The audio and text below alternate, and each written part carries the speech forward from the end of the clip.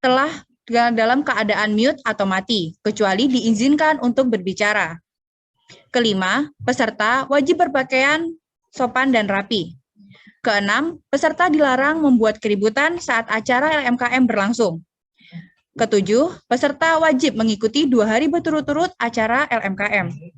Kedelapan, peserta wajib menaati seluruh peraturan LMKM yang telah ditetapkan.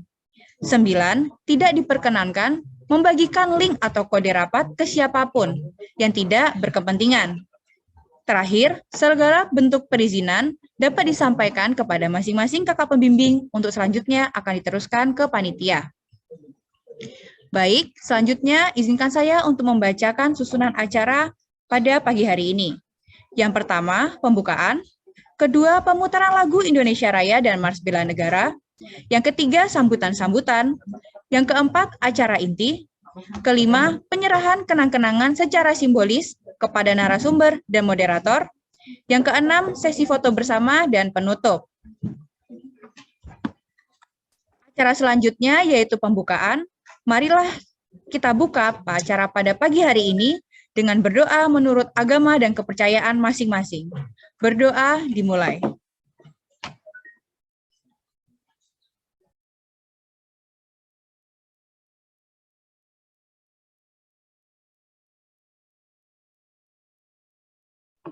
Berdoa tidak pernah selesai.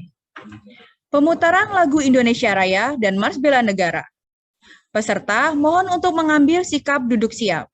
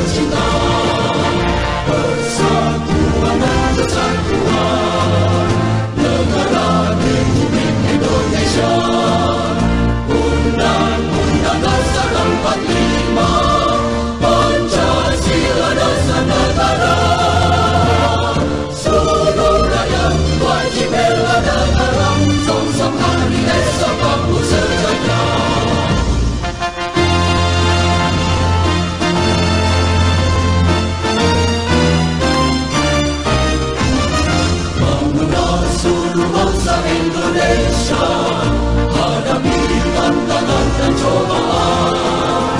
Raihlah cita-cita yang mulia, Indonesia makmur dan sentosa. Walau berbagai suku dan agama, ragam budaya serta golongan, satu untuk semua, semua untuk satu.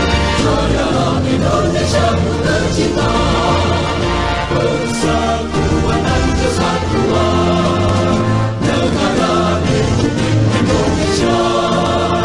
Undang-Undang Dasar 45, Pancasila dasar negara. Seluruh rakyat wajib bela negara, sang-sang hari esok bangku sejahtera.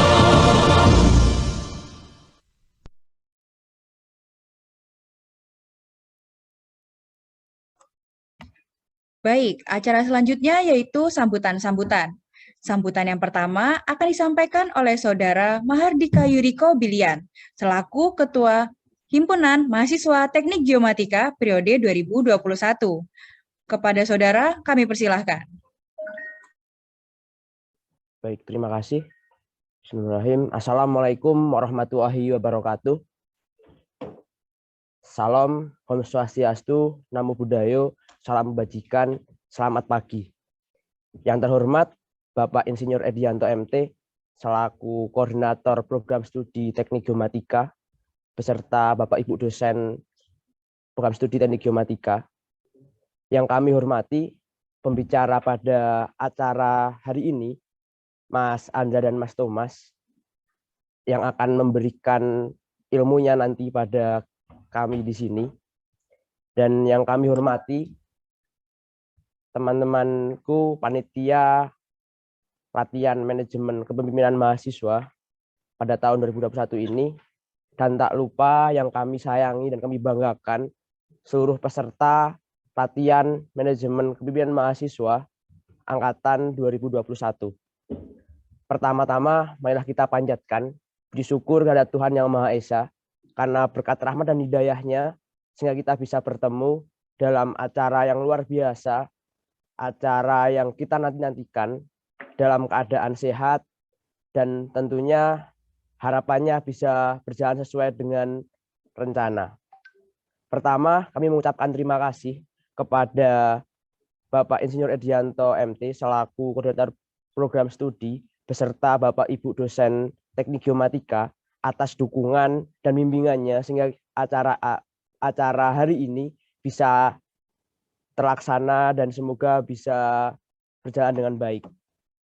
Selanjutnya kami mengucapkan terima kasih kepada Mas Andra dan Mas Thomas yang telah bersedia memberikan ilmunya pada kami yang tentunya bermanfaat dan akan berguna buat kami nantinya untuk manajemen kepemimpinan. Dan tak lupa kami mengucapkan terima kasih juga kepada seluruh mahasiswa Teknik Geomatika, baik peserta maupun panitia, yang telah menyiapkan acara ini mulai dari tahap perencanaan hingga tahap sekarang pelaksanaan dan nanti tahap evaluasi. Dari saya mengucapkan apresiasi yang luar biasa. Hari ini yang berbahagia bahwasanya latihan manajemen kepemimpinan mahasiswa ini merupakan acara program kerja dari Divisi Pengembangan Sumber Daya Mahasiswa Himpunan Mahasiswa Teknik Geomatika periode tahun 2021. Dalam acara ini harapannya mahasiswa dapat mampu menambah pelajaran dan pengalaman baru serta dapat mampu mengasah karakteristik kepemimpinan guna menjadikan setiap mahasiswa memiliki karakter yang baik dan kuat dalam mengelola sebuah organisasi.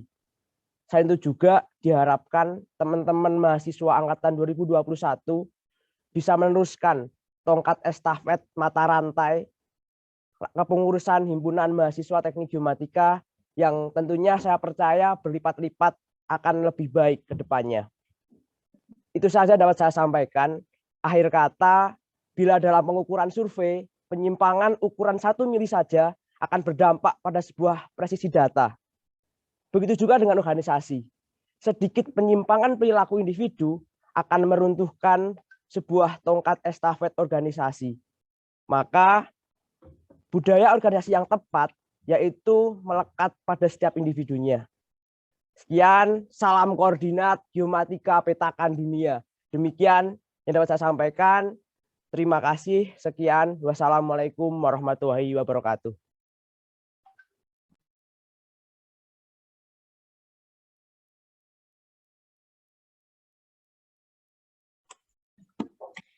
Terima kasih kepada Saudara Mahardika Yuriko Blian atas sambutannya.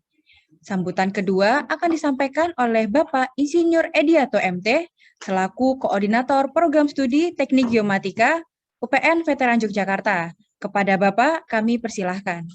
Terima kasih. Selamat pagi, salam sejahtera bagi kita semuanya.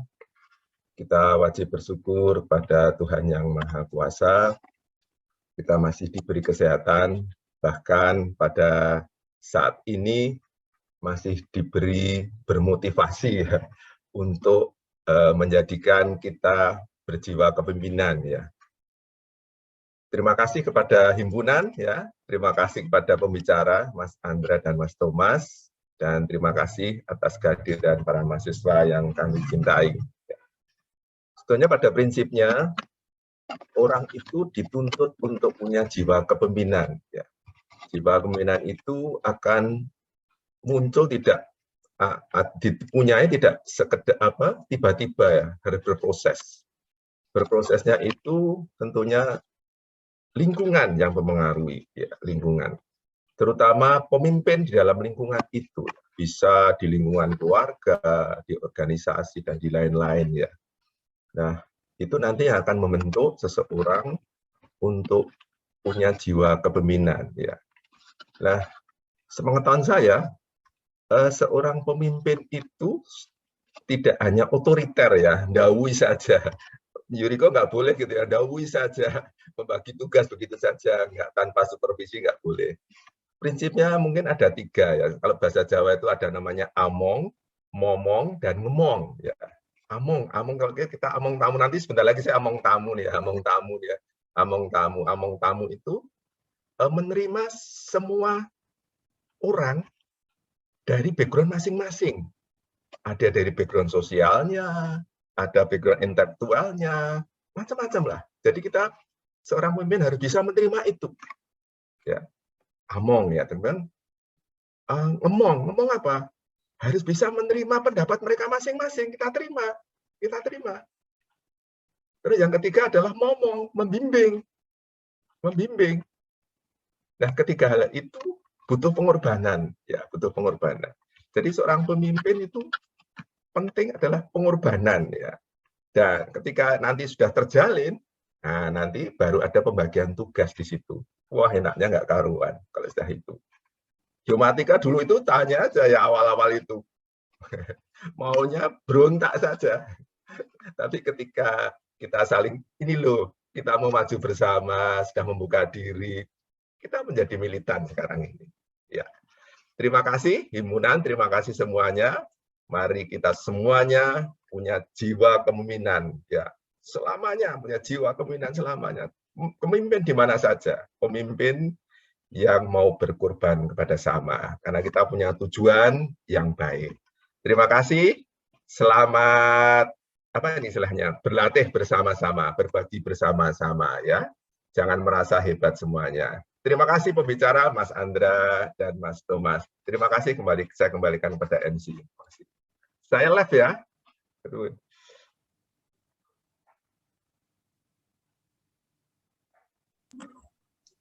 Baik, terima kasih kepada Bapak Edianto. Semoga apa yang disampaikan dapat memberikan manfaat untuk kita semua. Baik, para peserta yang berbahagia, untuk acara selanjutnya yaitu acara inti. Acara inti ini akan diisi oleh pemateri hebat kita, yaitu Saudara Thomas Eza Kristiawan dan Saudara Andra Yosegita Ginting, yang tentunya akan dipandu oleh moderator kita, yaitu Niken Ayu Sapitri. Kepada Saudara Niken, dipersilahkan. Baik, terima kasih atas waktunya Mbak Atika. Mungkin sebelumnya ini, halo semuanya. Di sini saya mau izin memperkenalkan diri terlebih dahulu. Perkenalkan, nama saya Niken Ayu Safitri, dan di sini saya berkesempatan untuk menjadi moderator pada acara webinar kali ini. Dan juga sebelum kita mulai nih, kayaknya saya mau menyapa dulu nih, masih ada Pak Edi ya. Halo Pak Edi, selamat pagi. Ini di Sukabumi atau di Jogja ini? Ini saya posisi masih di Sukabumi, Pak. Oh ya, ya. Maaf saya live ya. Oh iya, nggak apa-apa, Pak. Oke. Pak semuanya matur nuwun. Selamat. Oke, baik. Oke, dan juga ini nih, kita masih punya 2 pembicara yang keren-keren. Di sini ada Mas Thomas Eza dan ada Mas Andra. Boleh open mic sebentar, Mas? Halo, Mas Eza dan Mas Andra. Halo, Ken. Halo teman-teman semuanya. Oke. Cool. Gimana nih kabarnya, Mas? 365 per 365 nggak tahu ya. Udah ngapain aja setahun ini. Waduh, oke. Gini-gini aja ya. Gini-gini aja ya. Oh, dan kebetulan juga nih, acara webinar kali ini tuh kita diadainnya pada tanggal 31 Desember 2021, yang artinya tuh berarti ini tuh hari penutupan dari 2021 ya, Mas. Nah, kira-kira nih, ada nggak sih kesan-pesan dari Mas Andra sendiri sama Mas Eza sendiri di tahun 2021 tuh kayak gimana? Atau 2021 tuh tahun yang seneng atau gimana gitu? Ada nggak sih satu kata aja? Oh ya, oke, makasih Mbak Niken. Halo Mas Eza, long time no see. Oke, 2021 satu kata bagi saya itu mengejutkan, surprising, karena banyak banget hal-hal yang tidak dikira-kira, tidak pernah diperkirakan, tidak pernah kita ekspektasikan, tapi plus terjadi gitu. Dari saya itu sih Mbak. Oke, unpredictable berarti ya. Kalau dari Mas Eza sendiri, gimana nih? Duain Mas Andra, unpredictable gitu kan. Waduh, putus cinta iya gitu kan. Tapi lebih banyak sukanya sih gitu kan. Oh, bagus. Ya, yang penting semoga tahun-tahun kedepannya bisa lebih bahagia ya buat kita semua. Nah, kayaknya nih kita langsung aja nih ya. Sebelumnya ini kan webinar kali ini tuh mengangkat tema Unlock the best version of you and become the future leader.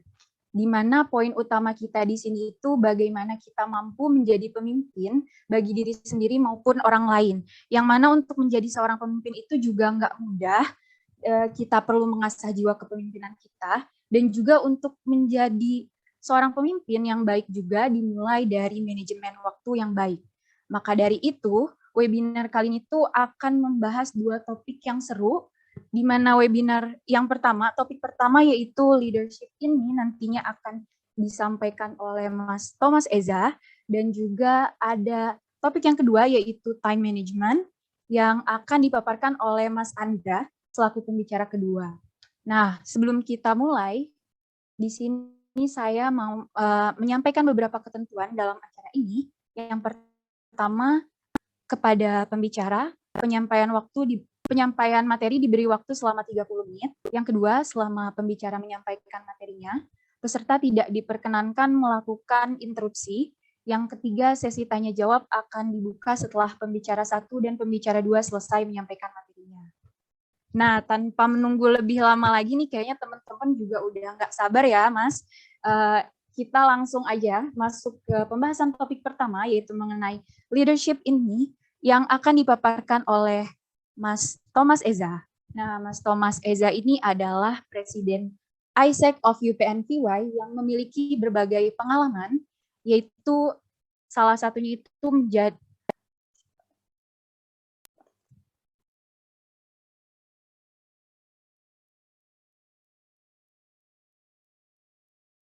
mohon maaf, yaitu menjadi Project Management Intern di Kompas Gramedia pada Oktober 2021 sampai sekarang, dan juga untuk panitia mohon maaf bisa di scroll ke bawah. Ya, dan juga menjadi English teacher pada Volunteer Internasional di Thailand pada Desember 2019 sampai Januari 2020, dan juga mendapatkan beberapa penghargaan, yaitu internasional ini honorable mention, mohon maaf,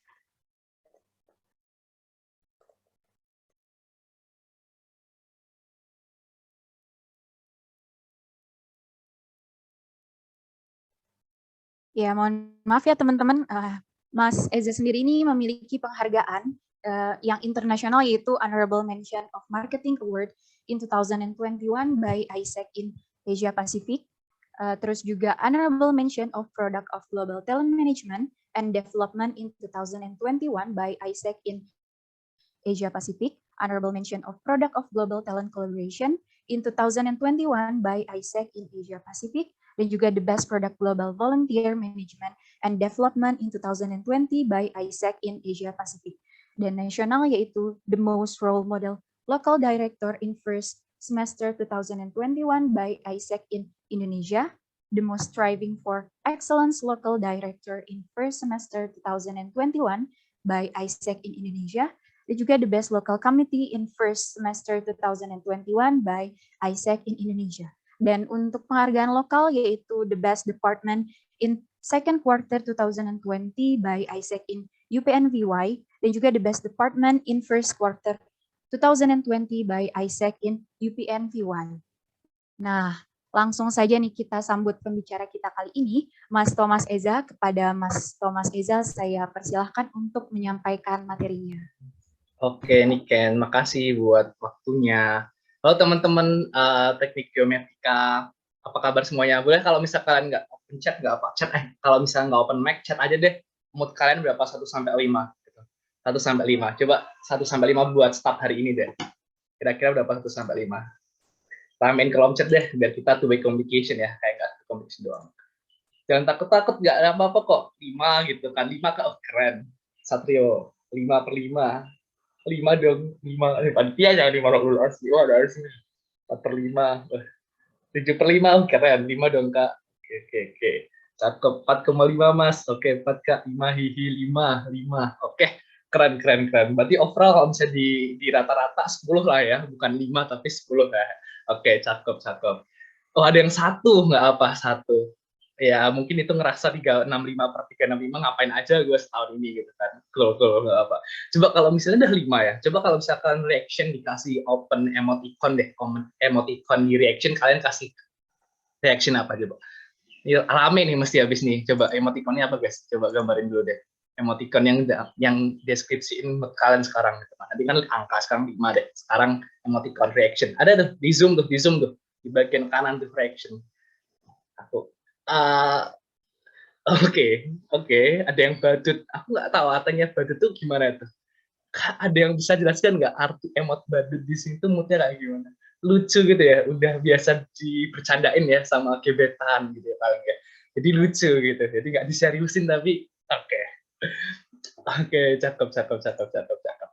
Oke guys, thank you so much. Jadi aku mau check up dulu biar kalian bisa be present ya di kali ini. Oh, ada yang kayak gini juga ini. Aduh, ini kayak geli pisan gitu kan. Oke, tapi cool so much. Keren. Oke. Guys, jadi aku hari ini dikasih tugas gitu. Kasih tugas. Dikasih tema tentang leadership in me gitu kan, leadership in me. Jadi aku bakal cerita. Aku nanti kalau misalnya bahasan aja, tuh flexing ya. Aku nggak mau sombong, tapi aku bakal cerita beberapa pengalaman aku ngelit suatu tim dan sampai sekarang gitu. Harapannya aku bisa memotivasi teman-teman gitu kan. Jadi ya yang jelek dikeluarin aja, yang bagus diambil. Kalau misalnya kalian nggak present juga apa-apa, santuy aja. Yang penting aku bisa membagikan cerita ini dan menginspirasi kalian. Kalau misalnya kita semua tuh leader di sini. Oke, without any further ado, aku bakal share. Jadi kenalan lagi. Jadi halo, nama aku Thomas Kristiawan, biasa teman-teman panggil aku Eza gitu. Bisa kalau misalnya kalian mau follow IG aku bisa, mau follow LinkedIn aku juga bisa. Kita still connect one another, nanti bisa chat-chatan atau mungkin cari-cari opportunity buat kerjaan dan sebagainya. Sabi nanti kalau misalnya bisa direferalin, aku bakal bantu referalin gitu. Dan ini beberapa background aku. Jadi sekarang aku adalah mahasiswa manajemen angkatan 2016. Dan beberapa local business experience aku karena aku menjadi local committee presiden di ISEC in VY. Sebelumnya aku menjadi local committee vice president, sebelumnya lagi jadi manager dan sebelumnya lagi jadi staff. Jadi setelah aku nggak mau brand ambassador ISEC ya guys ya, cuma aku mau ngasih sharing aja nih pengalaman aku tentang local business experience aku gitu. Dan emang dari maba sampai sekarang aku bergelut di bidang ini. Dan untuk beberapa international atau national organization experience aku pernah menjadi sebuah product and developer head di ISEC Indonesia, terus juga pernah menjadi international speaker di dulu tahun 2020 habis pandemik itu diundang di speaker di Dehradun India. Terus volunteer experience nanti sebelum zaman corona ya, Koronce ini datang, aku pernah juga menjadi international volunteer di Thailand. Terus beberapa national activities ya agak sedikit aktif untuk diundang ya untuk menjadi speaker dan sebagainya. Gitu. Nah, karena tak kenal maka sayang, aku mau nge-share lagi untuk menjadi semakin sayang, walaupun sebenarnya aku juga nge-share nggak bakal sayang, tapi itulah yang penting kita saling kenalan ya guys ya. Jadi fun fact guys, jadi selama aku 3 tahun ini di college life, atau hampir 4 tahun menggeluti leadership, aku mendapatkan sebuah bonus. Selama 4 tahun ini aku dapat 2 referral untuk mendapatkan beasiswa atau scholarship di USA sama internship itu di PwC, kalau misalkan tahu consulting firm lah, dan ada beberapa hal yang lain yang mungkin aku bakal sharekan gitu kan. Nah, tapi karena nggak afdol ya ngomongin leadership ini, tapi kalau misalnya aku sendiri nggak nge-share sebuah sesuatu, kalau misalnya aku menunjukkan punya experience aku bakal share beberapa hal yang pernah aku alamin tentang leadership ini, journey aku selama ini, dan aku bakal kasih learning point-nya, lesson learn-nya yang bisa aku bagiin sama teman-teman. Tapi aku punya beberapa expectation. Pertama, aku minta maaf banget kalau misalnya nanti ada beberapa kata-kata aku nggak full of bahasa Indonesia, gitu. Mungkin kadang kayak ada bahasa Inggris, ada bahasa Indonesia, atau bahasa Jawa, atau apapun itu, tapi aku berusaha untuk memberikan yang terbaik buat teman-teman, gitu kan. Yang kedua, misalkan guys, kalian mau chat mangga, mau nggak masuk juga mangga, atau mungkin kalian sambil mau ngapain dan sebagainya mangga, karena yang penting buat sini adalah kalian fulfill aja sih. Kalau misalnya merasa nggak terfulfill, ya minta maaf, tapi kalau misalnya fulfill, just enjoying, gitu kan ya. Yang terakhir, this session is made for you sebenarnya. This session is made for you, not by me. Kan. Jadi ini dibuat buat kalian semua, harapannya kita sama-sama bisa nambah insight and knowledge buat leadership itu. Nah, jadi pertama langsung aja gitu kan, entering the leadership journey gitu. Aku bakal share tentang leadership journey aku so far selama hampir 4 tahun ya, 4 tahun di perkuliahan gitu kan, perkuliahan aku sebagai mahasiswa kampus kita cinta, UPN, Veteran Jakarta. Nah, FYI aja nih, FYI aja guys, jadi ini adalah from this gitu kan. Jadi itu adalah masa lalu aku tahun 2019. Dulu aku pernah menjadi seorang leader di satu tim. Itu 3 orang. Kalau misalkan teman, yang kiri ini yang cewek, gitu kan. Coba aku pakai laser. Yang cewek ini, dia itu anak mahasiswa UPN, itu angkatan 2017. Aku 18 ya, 2017. Dan yang kanan, ini adalah anak Atmajaya, angkatan 2016. Jadi dulu di tahun 2019, aku dikasih responsibility untuk melihat sebuah tim, nama itu timnya adalah Sales and Marketing of Product gitu kan ya. Aku sudah melihat beberapa orang ini, dan dia angkatan 2017 dan 2012. Pertama, yes, chaos pasti. Karena aku dulu nggak pernah apa-apa, tiba-tiba dari maba langsung jadi seorang manajer pada waktu itu, dan nggak tahu harus ngapain apa dan sebagainya, but in the end ya, pasti semester awal chaos banget, berantakan dan sebagainya. Tapi satu hal yang bisa aku pelajari, gimana aku bisa step up from comfort zone untuk melihat orang yang lebih tua. Yang lebih tua, dan yang paling memorable adalah gimana aku bisa embrace mereka atau bisa merangkul mereka untuk achieve the same ambition, yang mana notabene mereka lebih tua dari aku dan lebih pengalaman, tapi kok orang ini, anak kecil ini yang tengah ini ngelit orang yang lebih tua gitu kan, gitu bahasanya kayak gitulah bahasanya. But in the end ya oke lah, 2019 moving on ya, kayak banyak banget hal dan sebagainya, dan akhirnya aku sampai sekarang ini. Dan sekarang ini aku yang tengah ya, kayak bapak-bapak tua gitu kan. Aku juga punya beberapa anak-anak gitu kan, ada 7 anak gitu, 7 anak aku. Aku bukan menganggap mereka sebagai rekan kerja atau apa, tapi lebih ke anak gitu kan. Once I'm a leader, aku menganggap mereka sebagai anakku gitu kan. Aku ensure kalau bisa kita semua itu nggak ada yang besar, nggak kasih semua sama. Karena aku jadi bapak mereka, dan toh beda sekarang aku ngeliat 7 orang secara langsung, but indirectly aku ngeliat sekitar 120 orang gitu kan, baik yang active member atau bahasanya talent pool. Talent pool itu kalau bisa di bahasa profesional itu orang yang mungkin bakal menjadi future leader once si active member ini udah kelar termnya gitu. Jadi tapi gitu kan, tapi orang akan selalu melihat kita, nggak usah munafik. Orang selalu lihat kita tuh berdasarkan hasilnya, outputnya. Gila ya, orang ini dah ABC dan sebagainya. But in the end guys, the process itself is not easy as you think gitu kan.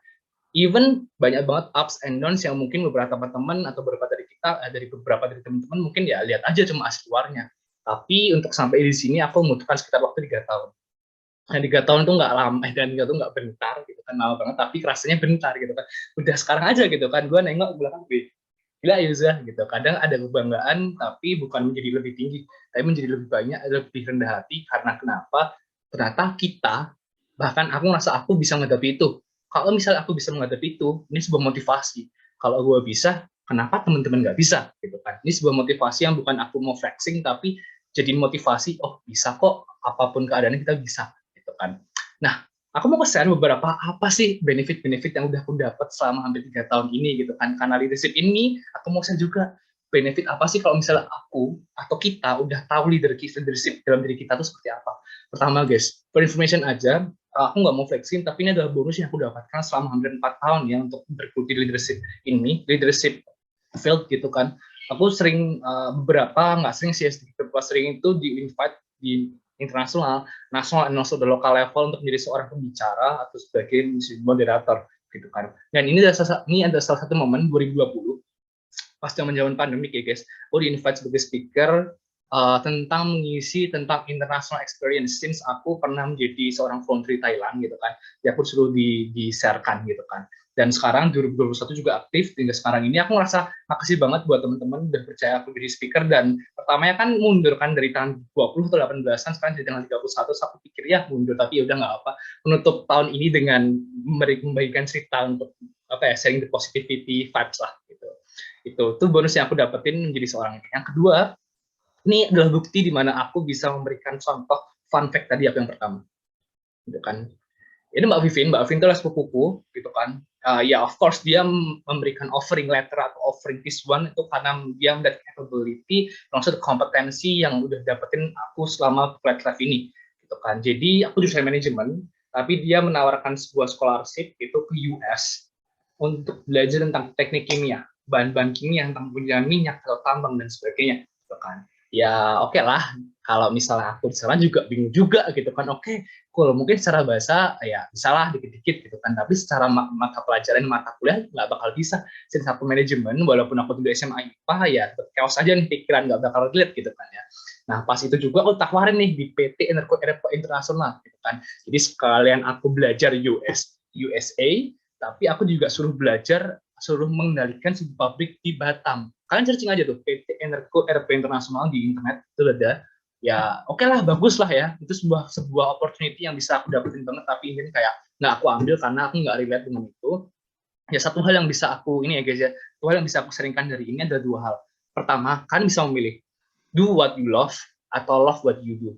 Dan aku memilih do what I love gitu kan. Aku ingin melakukan apa yang aku cintai. Kalau misalnya aku ngambil ini, berarti aku love what I do gitu kan. Aku coba mencintai hal yang aku lakukan, tapi sebenarnya aku nggak mencintai gitu kan. That's why aku mencoba lepas dari hal ini.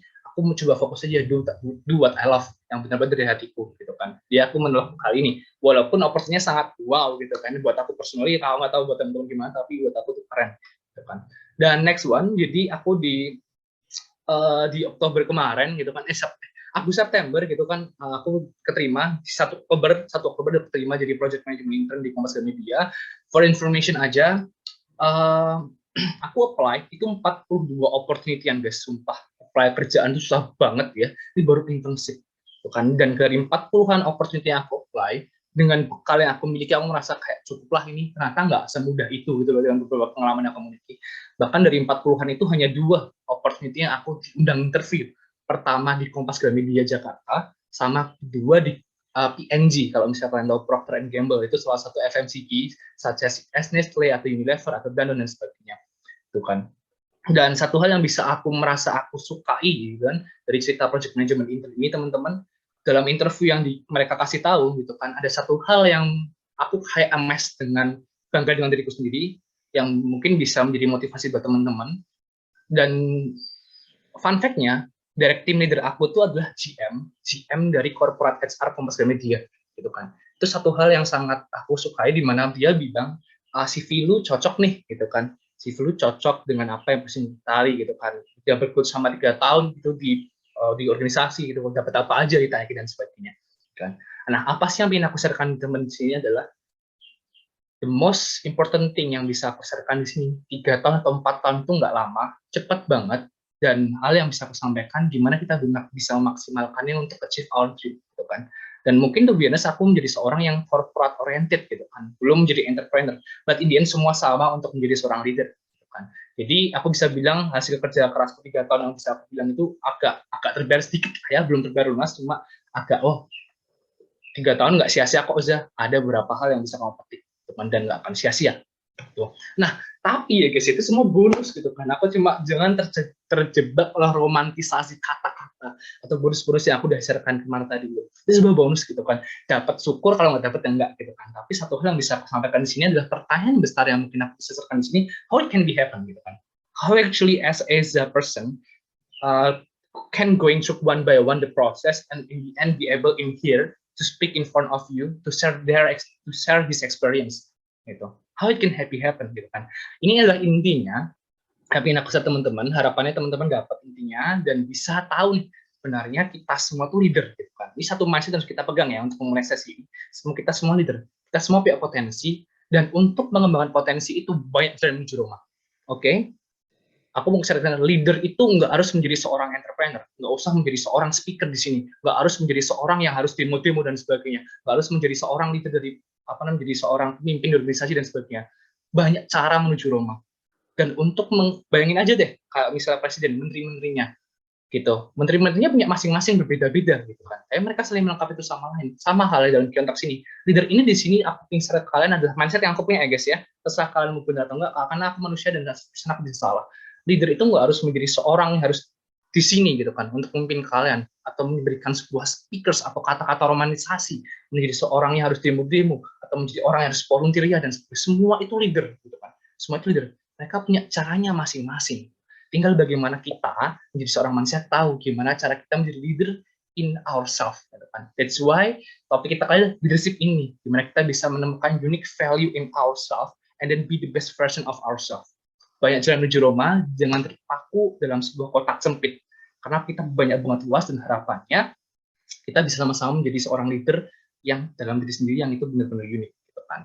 How it can be happen? Satu hal yang benar bisa adalah this one. The first thing first that I would like to share is I know that 3 years that I have already going through in college life, I guess, is a process, not a destination. Artinya apa? Semua hal yang aku udah lalui ini adalah sebuah proses. Bahkan teman-teman juga gitu kan ya, semua proses gitu kan. Nggak ada yang instan. Kalau jokesnya ya bapak-bapak, kalau misalnya lu mau instan ya udah makan mie instan aja gitu kan instan gitu kan. But the reality nggak gitu kan ya. Gimana semua itu setelah destination itu punya prosesnya gitu kan. Jadi mindset yang bisa aku sarankan di sini adalah don't focus on the goals gitu kan. Okay, you have already create the measurable goals and the realistic goals, the tangible goals, but in the end, if you don't know about the process itself, ya ambiar gitu kan, biasanya chaos gitu, ambiar dan sebagainya. Karena the most important thing yang bisa aku share-kan di sini adalah prosesnya itu sendiri teman-teman gitu kan. Pasti dalam proses itu ada ups and downs and so on gitu kan. Dan ada beberapa coach ya, ada beberapa hal yang aku udah baca dari buku coach gitu kan yang mengatakan gini, dan fokus on the goals gitu kan. Karena saat kita fokus sama goals kita, itu kita hanya ingin memenangkan sebuah pertandingan. Tapi saat kita ingin fokus dengan proses yang kita alami, itu kita ingin melanjutkan pertandingan. Artinya apa? Coba nih bayangin kalau gini, saat kita ingin menang AFF Cup gitu kan, oke kita menang AFF Cup gitu kan, AFF Cup gitu, dan akhirnya cuma AFF Cup ya udah cuma menang doang gitu kan, karena kita menang habis selesai gitu.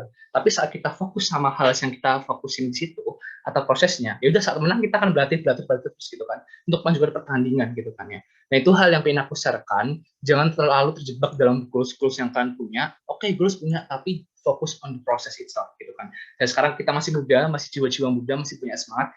Oke guys, fokus on your process. Tapi gimana prosesnya itu dibarengi sama this one, self commitment. Make your self commitment, without commitment nothing happens gitu kan. Satu hal yang bisa aku kasih ke kalian adalah, atau aku juga alamin adalah, self commitment itu kata-kata yang mungkin agak mudah dikatakan tapi sangat susah untuk dilakukan. Since mungkin 3 hari 1 minggu kita self commitment gitu, tapi in the end we lose those things gitu kan. Kita nggak punya self commitment dan sebagainya. Udah goalsnya punya gitu, tapi in the end self commitment nggak ada. Makanya aku ingin mengajarkan guys, coba yuk bareng-bareng saat kita ingin mengachieve a dream kita untuk menjadi seorang leader, fokus on yourself gitu kan. Mungkin beberapa teman-teman merasakan life quarter crisis atau apa dan sebagainya, aku nggak tahu gitu kan. Tapi aku di mana aku menjadi seorang manusia yang udah fuck up dengan omongan orang lain terhadap aku, karena mereka nggak tahu, bukannya aku menjadi seorang egois, aku akan memfilter orang ngomong hebat, tapi saat mereka mencampur urusan hidupku atau apa dan sebagainya, terserah energi kita habis. Kalau misalnya personally buat aku ya, energi kita habis saat kita memikirkan omongan orang lain. I'm a person that focus on myself gitu kan. Terserah orang mau ngomongin aku apa aja dan sebagainya. Bahkan saat aku ngomong, Eza nih omongannya so tinggi banget gitu kan, pakai bahasa Inggris ala dan sebagainya, terserah gitu kan. Fokus on yourself. Ini mungkin saat kita menjadi seorang yang bisa fokus on yourself, bisa menemukan dalam diri kita sendiri, niscaya gitu. Bahasa niscaya ya, kita dapat tuh self commitment. Aku bukan mengajari kalian untuk menjadi seorang egois dan sebagainya guys ya. Tapi kita tahu nih, untuk menjadi self commitment kita harus memfilter omongan-omongan orang yang bisa membantu kita menjadi lebih baik. Bukan berarti kita otoriter atau kayak ingin tidak membuka open minded dan sebagainya, itu bukan berarti begitu gitu kan. We make self commitment gitu kan. Dan setelah kalian punya, dan hal yang bisa aku sharekan ya, ini kan 2 tips yang aku bisa sharekan. Yang pertama adalah tentang focus on the process, and after focusing on the process you need self commitment. Dan 2 hal ini yang bisa aku sharekan kalian, apa sih yang udah aku dapatkan dari juri-juri aku gitu kan. This one guys, aku bisa menjadi orang yang living diversity. Apa sih living diversity gitu kan? Ini adalah benefit yang udah aku dapat saat aku menjadi leader dalam diriku sendiri, fokus dalam diriku sendiri, living diversity. Nih, tahu sih gimana orang gitu kan, oh aku bicara sama orang si A, B, C dan sebagainya, personality orang lama, banyak banget, dan kenapa banyak anak-anak aku yang cerita saat mereka menjadi leader, makan hati banget nih jadi leader gitu kan, makan pikiran, capek dan sebagainya, si Ono ngomong A gitu kan, gue udah turutin tapi mintanya B lagi dan sebagainya. Nah, oke lah, itu diversity, diversity itu teman-teman gitu kan. Nah, aku bisa menjadi orang living diversity dalam artinya nggak 100% ya guys, but ini aku bisa respect nih bagaimana perspektif orang dan sebagainya, dan aku ambil positif-positifnya gitu kan. And the next one, demonstrating integrity. Artinya apa sih demonstrating integrity? We always be transparent gitu kan. Kita komitmen sama apa gitu. Saat kita ngomongin A, ya udah A. Saat kita ngomong B, ya B. Saat janjian jam 9, ya udah jam 9. Saat janjian jam 10, jam 10. Saat ngomong janjinya A, ya akan ngelakuin A. Sekecil itu kan. Benar-benar paham apa arti dari pentingnya kata-kata integritas gitu kan. And next one, enjoying participation. Enjoy in every single things that we do gitu kan. Hal yang aku bisa sampaikan, pilihan aku di sini untuk jadi speaker di sini adalah ya pilihan aku. Aku mengiyakan, iyakan. But in the end, apapun nanti saat kita nanti mungkin ada apa saat aku share kok ini kok AFK banget nih ya moderator dan sebagainya, atau AFK banget ya atau partisipan. Contohnya ya just enjoy aja Zah, lu yang pilih kok gitu kan. Itu saat aku bisa menemukan sebuah leadership ini, ya enjoy aja semua prosesnya, karena in the end kita nggak tahu apa destination yang kita achieve saat kita enjoy the process gitu kan. And next one is acting sustainability. Artinya apa sih acting sustainability? Saat aku bisa take decision, it's not only for now but also for the next generation. Karena nggak sih kita berpikir untuk kita take decision ada impact yang kita dapetin untuk term-term berikutnya atau untuk next generation. Nah, aku bisa bilang ini adalah salah satu benefit yang kita dapatkan saat kita benar-benar bisa tahu nih diri kita seperti apa, leadership kita seperti apa, dan kita saat decision is not only taking care, is not only focusing on right now, but for the future itself. Gitu kan. And next one is striving for excellence. Feedback itu sakit, apalagi di kata-kata kasar dan sebagainya. Kan. Tapi ada titik di mana aku sekarang udah, lu mau bilang apa, mungkin aku kan sama Asmi ya, aku bakalan aku sama Asmi, karena aku bilang, ini ada nggak feedback atau apa dan sebagainya. Nggak apa, sekasar-kasar dan sebagainya, karena itu aku titik di mana kayak feedback ada sebuah hal untuk aku menjadi orang yang lebih baik gitu kan. That's why striving for excellence is matter gitu kan. Kita appreciate the feedback and then taking the feedback so into the next action gitu. Nah, mungkin beberapa kali ada kayak yang udah anti feedback atau semi feedback dan sebagainya, but in the end itu nggak salah, tapi ada yang lebih baik bagiku sendiri adalah saat kita bisa memberi feedback untuk menjadi seorang yang excellent, strive for excellence. And the last one is activating leadership. Di mana kita lead by example, not only budget A, B, C, D, E, dan sebagainya. So our action and result gitu kan. Saat kita ngomongin A, B, C, oke, ini loh, aku udah ngelakuin ini. Ya itu hal yang aku bisa rasakan ke beberapa hal ini, aku udah benefit dalam diriku setelah aku tahu nih, apa sih seorang leader dalam diriku itu seperti apa gitu kan.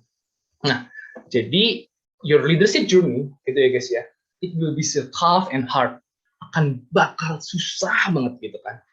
Apalagi teman-teman sekarang di semester awal-awal kan gitu kan. Leadership journey kalian memilih seperti seorang leader seperti apa, terus setelah kalian yang penting kan masih jalan lurus mau seperti apa, tahu shift-nya kemana, ya udah lakuin. Tapi nggak janji akan indah seperti taman bunga di tangga ya guys ya. Pasti akan susah gitu kan.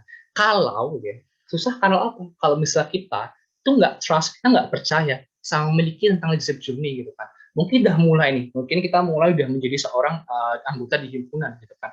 Berarti in the end kita nggak trust apa sih hasilnya gitu. Setelah aku ikut himpunan apa sih hasilnya dan sebagainya. Tidak nggak memiliki. Nah karena itu kita nggak trust the process itself gitu, dan akan susah. Akhirnya cuma makan hati, makan pikiran, dua mau keluar, tapi nggak takut deh. Nanti dicerca sama hati misalnya cuma gitu. Ya kan susah gitu kan. Your leadership journey is so hard gitu guys. Makanya saat aku mau share sesuatu hal yang bisa aku sharekan di sini adalah saat kita ingin memulai sebuah hal, ingin menginspirasi orang lain, tahu cara menginspirasi diri kita sendiri gitu kan. Dengan cara apa? This one. Dengan cara start with why. Start with why apa sih? Apa sih with why Zah gitu kan? Lu nggak jelas banget start with why apa Anda gitu kan. Maksud aku di sini, start with why di sini adalah gimana sih alasan dalam melakukan hal itu gitu. Saat kita punya why yang kuat dalam diri kita untuk memulai hal A, B, C, D, E, F, insya Allah nih teman-teman saat ngelakuin kalian juga trust and on the process itself gitu kan. Sesimpel itu deh. Kenapa aku masih 3 perdahan sampai tetap menjadi organisasi, menjadi budak organisasi gitu kan? Karena aku percaya 3 tahun ini aku akan mendapatkan dapatkan bonus atau hal-hal yang mungkin career path aku akan jelas. Aku mendapatkan bonus untuk future career aku, untuk future development aku, untuk diri aku. Aku percaya itu. That's why trust issue-nya orang ke aku, sebangset-bangsetin aku dan sebagainya. Maaf ya bahasa kasar gitu kan. A, B, C, dan F ngomongin aku dan sebagainya. Karena aku udah punya ubah yang kuat dalam diri aku. Gitu kan, alasan gitu kan. Nah, ini saat teman-teman ingin memulai sebuah hal yang aku share-kan adalah please start with why. Kenapa sih kalian mulai itu? Selfishnya kalian apa?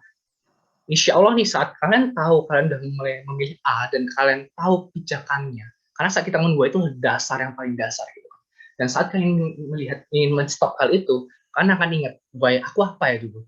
Oh, gue pengen ngelakuin ini untuk future career aku nih. Oke, karena susah apapun itu aku bakal gas, karena aku yakin future career aku bakal jelas saat aku ngelakuin hal ini. Ya just going on, just trusting on your journey, just owning your journey. Kan. Itu hal yang mungkin aku bisa share based on pengalaman aku, karena to inspire gitu kan, to inspire orang lain atau to inspire diri kita sendiri gitu kan, start with the clarity of why. Benar banget guys gitu kan, apalagi kita menjadi seorang leader dalam diri kita sendiri gitu kan, please we need to understand reason why, kenapa sih aku ngelakuin A, B, C, dan sebagainya. Saat kita udah tahu why kita apa, insya Allah atau ya puji Tuhan kita bisa dapat nih, bisa tetap stick on the plan gitu. Nah, dan itu sih yang aku bisa share sama teman-teman. Dan satu hal yang ingin aku share lagi adalah my leadership journey gitu kan ya. My leadership journey itu benar-benar my hero journey guys gitu kan.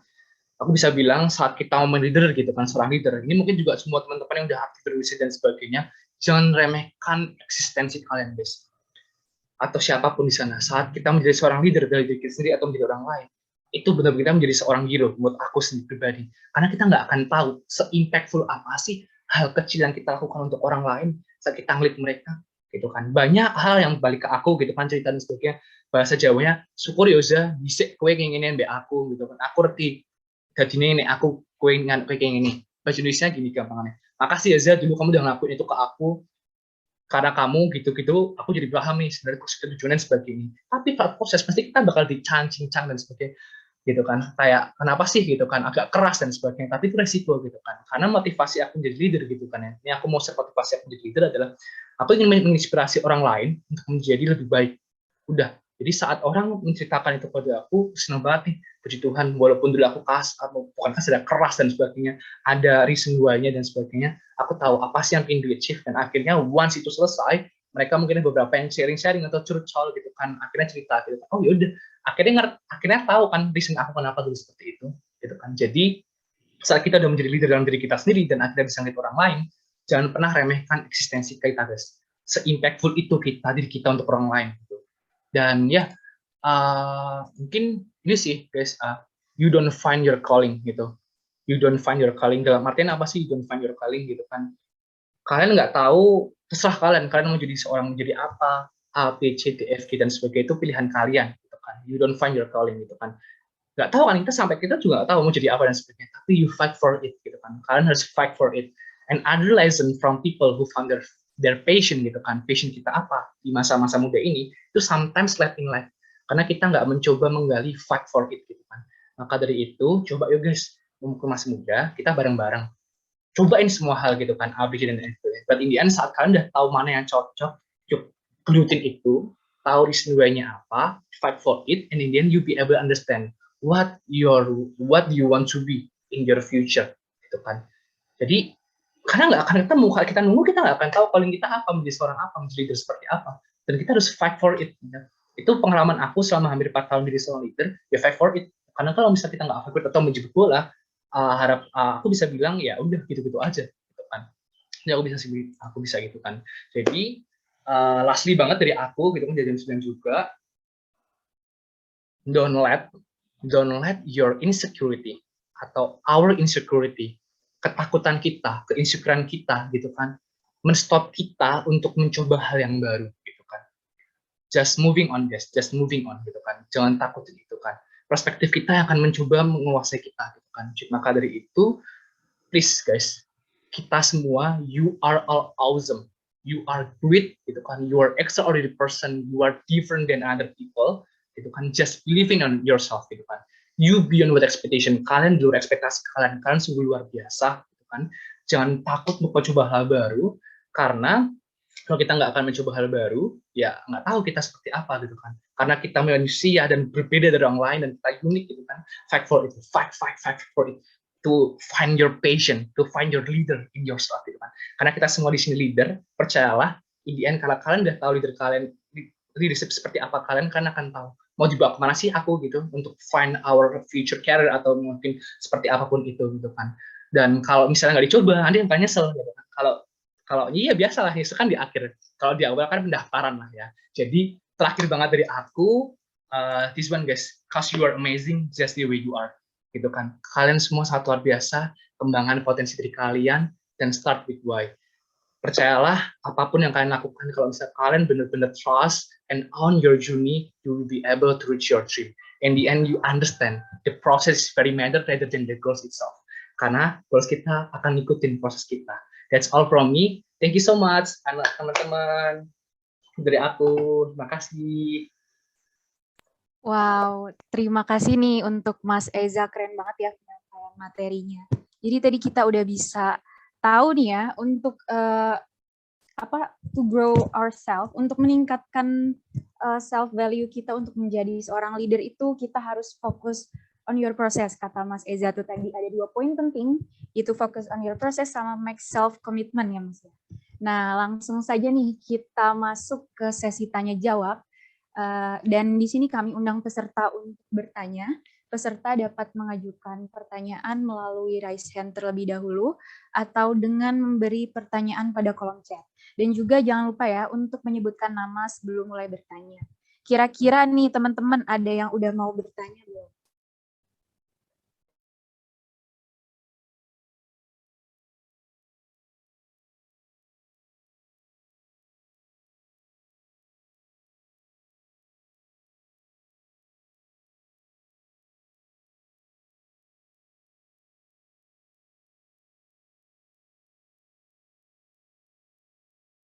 Oke, sambil nunggu teman-teman merangkai kata-kata buat bertanya, ini nih Mas, kayaknya saya mau bertanya ya.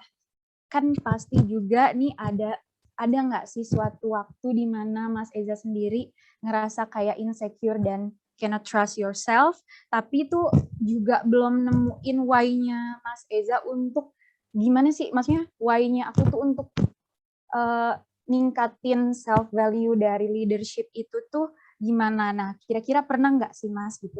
Dan juga mungkin turning point-nya di sini tuh gimana? Boleh cerita sedikit Mas? Oke, ini menarik ya. Aku pas di awal kamu tanya ini kan ya. Aku nggak tahu apa ya, aku jawab apa ya. Terus habis itu kamu nyebutin turning point ya gitu, turning point. Nah itu hal yang kayak oh iya ini ada turning point-nya. Ini guys, mungkin aku mau share. Jadi dulu pas awal-awal gitu, pas aku nge-share foto aku yang di awal-awal yang ada 3 orang itu, first semester aku nggak perform. Target aku nggak pernah achieve, suruh cari berapa puluh juta nggak pernah achieve dan sebagainya. Ada turning point di mana aku ngerasa kayak aku nggak trust with my confidence skills gitu kan. Bahkan aku nggak percaya tentang percaya atau nggak gitu. Karena waktu itu directing leader aku, bahkan sekeliling aku kayak nggak percaya, trust issue ya bahasanya sekarang trust issue gitu kan. Jadi dia dulu pernah bilang kayak aku, yakin lu masukin Eza di sales and marketing gitu. Itu hal yang pernah aku alamin gitu kan, but in the end I'm prove it gitu nih kan. Jadi aku pernah ikut sebuah organizing committee itu panitia lah ya, panitia sebuah suatu event yang mana itu dulu aku harus mencari seorang peserta dalam 200 but in the end I achieve more than 200, yaitu sekitar 500-an, dan itu terbanyak dalam sejarah eventnya itu. Dan itu ada turning point aku di mana, ternyata kamu bisa ya. Jadi saat kita nggak pernah nyoba, kita nggak akan tahu gitu kan. Dan itu hal yang aku jadi turning point aku banget nih kan. Dan di second semester aku jadi perform banget. Malah bisa dibilang ya, target yang harusnya cuma dapat 10 orang bisa dapat 20 orang gitu kan. Kalau misalnya di revenue-in harus 30 juta, aku dapat 60 juta nih. Buatnya 60 juta gitu. Ah, apa sih, bukannya aku mau flexing ya teman-teman, tapi satu hal yang bisa aku sharekan di sini adalah gimana kita bisa mencoba sih to step up from comfort zone. Kadang kita harus menyingkirkan omongan orang gitu. Ada orang-orang kadang toxic gitu kan, tapi jangan menjadi orang yang close minded ya gitu. Tapi saat itu menjadi orang yang malah toxic buat kita, ya udah, just focusing in yourself, believe in your goals, just execute it and moving on. Itu sih kalau misalnya dari aku kan gitu. Oh gitu, oke Mas, thank you banget nih ya atas sharing-sharingnya. Nah tapi juga kalau misalkan ya Mas dari mungkin emang harus dicoba ya Mas untuk kita tahu bagaimana sebenarnya value diri kita gitu ya Mas. Tapi nih ya, kan juga ada beberapa orang yang mungkin takut untuk start, untuk memulainya gitu. Nah, kira-kira ada tips gak nih, maksudnya gimana biar kita, maksudnya entah siapapun yang baru start dari nol banget gitu, biar jadi mampu gitu Mas. Oke. Sip. Aku nggak mau basa-basi nih Ken, kayak aku orangnya to the point banget ya. Jadi pertama aku biasanya cari benchmark dulu. Benchmark dalam artian di sini aku cari orang, teman yang udah ngelakuin hal itu, cari tahu A, B, C dan sebagainya, pro and kontranya dan sebagainya. Kalau misalnya masih kurang YouTube gitu kan. Dan ternyata bisa aku tanya-tanya masih takut, ya udah mending gak usah aku lakuin. Kadang-kadang dia udah bilang ya, do what I love. Do what you love, jangan sampai love what you do. Karena ya sebenarnya semua sama baik gitu kan, tapi saat kita melakukan apa yang kita cintai gitu kan, ya itu akan berimpak hasil yang baik gitu kan. Saat di awal kita merasa takut, udah tanya sini dan effort dan sebagainya, tapi masa nggak percaya, ya udahlah, nggak usah dilakuin dah gitu kan. Kadang emang kita hanya just fuck up sama ketakutan kita, just execute sih. Cuma kalau misalnya emang di awal udah kayak gitu, ya mending nggak usah dilakuin gitu. Karena kita nggak bakal ngelakuin apa yang kita cintai gitu, walaupun pasti proses kita akan mencintai apa yang kita lakukan gitu kan. Tapi kalau di awal emang udah nggak percaya, ya nggak akan trust and on journey itu sendiri sih. Itu diplomasi banget ya jawabannya, tapi ya itu faktanya sih. Itu sih faktanya itu kan. Oke, baik Mas, terima kasih atas jawabannya. Dan teman-teman di sini ada yang mau tanya? Ya, ada yang mau tanya lagi nggak? Kalau misalnya udah clear ya, nggak apa, santuy. Oke, ini ada Mas, ada yang raise hand. Boleh untuk Alvin, boleh open mic.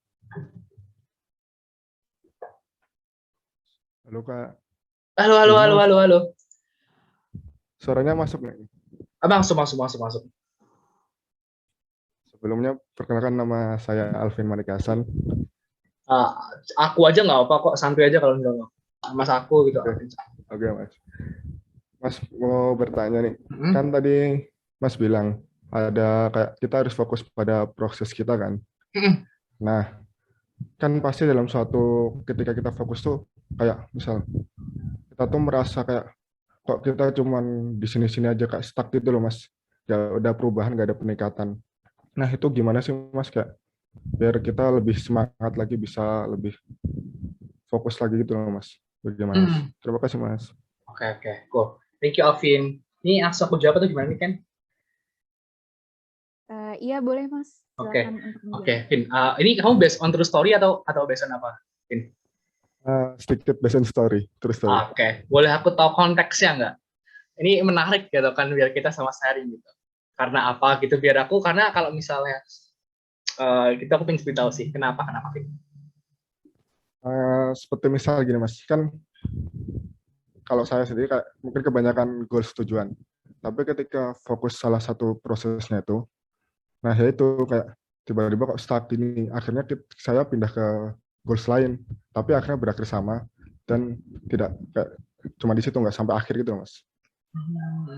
Tapi saat kamu lakuin, kamu ngerasa all out nggak, Vin? Seberusaha mungkin all out, cuman kadang ada yang nggak all out sih. Beberapa hal. Gitu, Vin. Oke, karena nggak all out ya, nah gitu. Tapi kalau misalnya dari aku mencoba bertanya aja ya, Vin ya. Menurut kamu kayak gitu karena apa? Kok bisa merasa kayak stuck dan sebagainya? Itu masih kurang tahu sih Mas, kalau jujur. Masih bingung gitu, kenapa bisa Tapi stuck salah juga. satu hal kamu all out, salah satu hal yang bikin kamu kayak stuck gitu. Padahal kamu udah fokus tuh.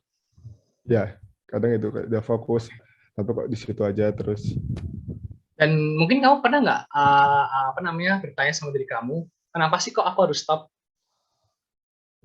Kok aku mencoba hal yang lain, bukan menggeluti ini? Karena udah fokus kan stuck. Padahal kalau misalnya kita mau mulai, gitu kan, pasti bisa gitu kan. Cuma ya masih stuck aja.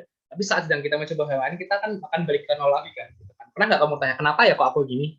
Gitu. Atau kenapa dulu aku memulai gitu kan? Kenapa aku dulu memulai hal ini? Gitu. Pernah nggak kayak coba kamu self reflect gitu? Tanya aja, santai aja, kita conversation aja, santai gitu. Pernah sih Mas kalau gitu, kayak mungkin misal kan udah mulai terus sampai tengah-tengah terus mikir-mikir, kok aku dulu mulai juga ya kayak gini. Kenapa aku mau ke yang lain lagi, kan kita ngulangin dari nol lagi kan Mas. Kita harus mempersiapkan lagi dari awal dan macam. Tapi pasti kayak setelah sampai ya udah sampai di situ lagi. Nah, oke, sip cool. Gitu.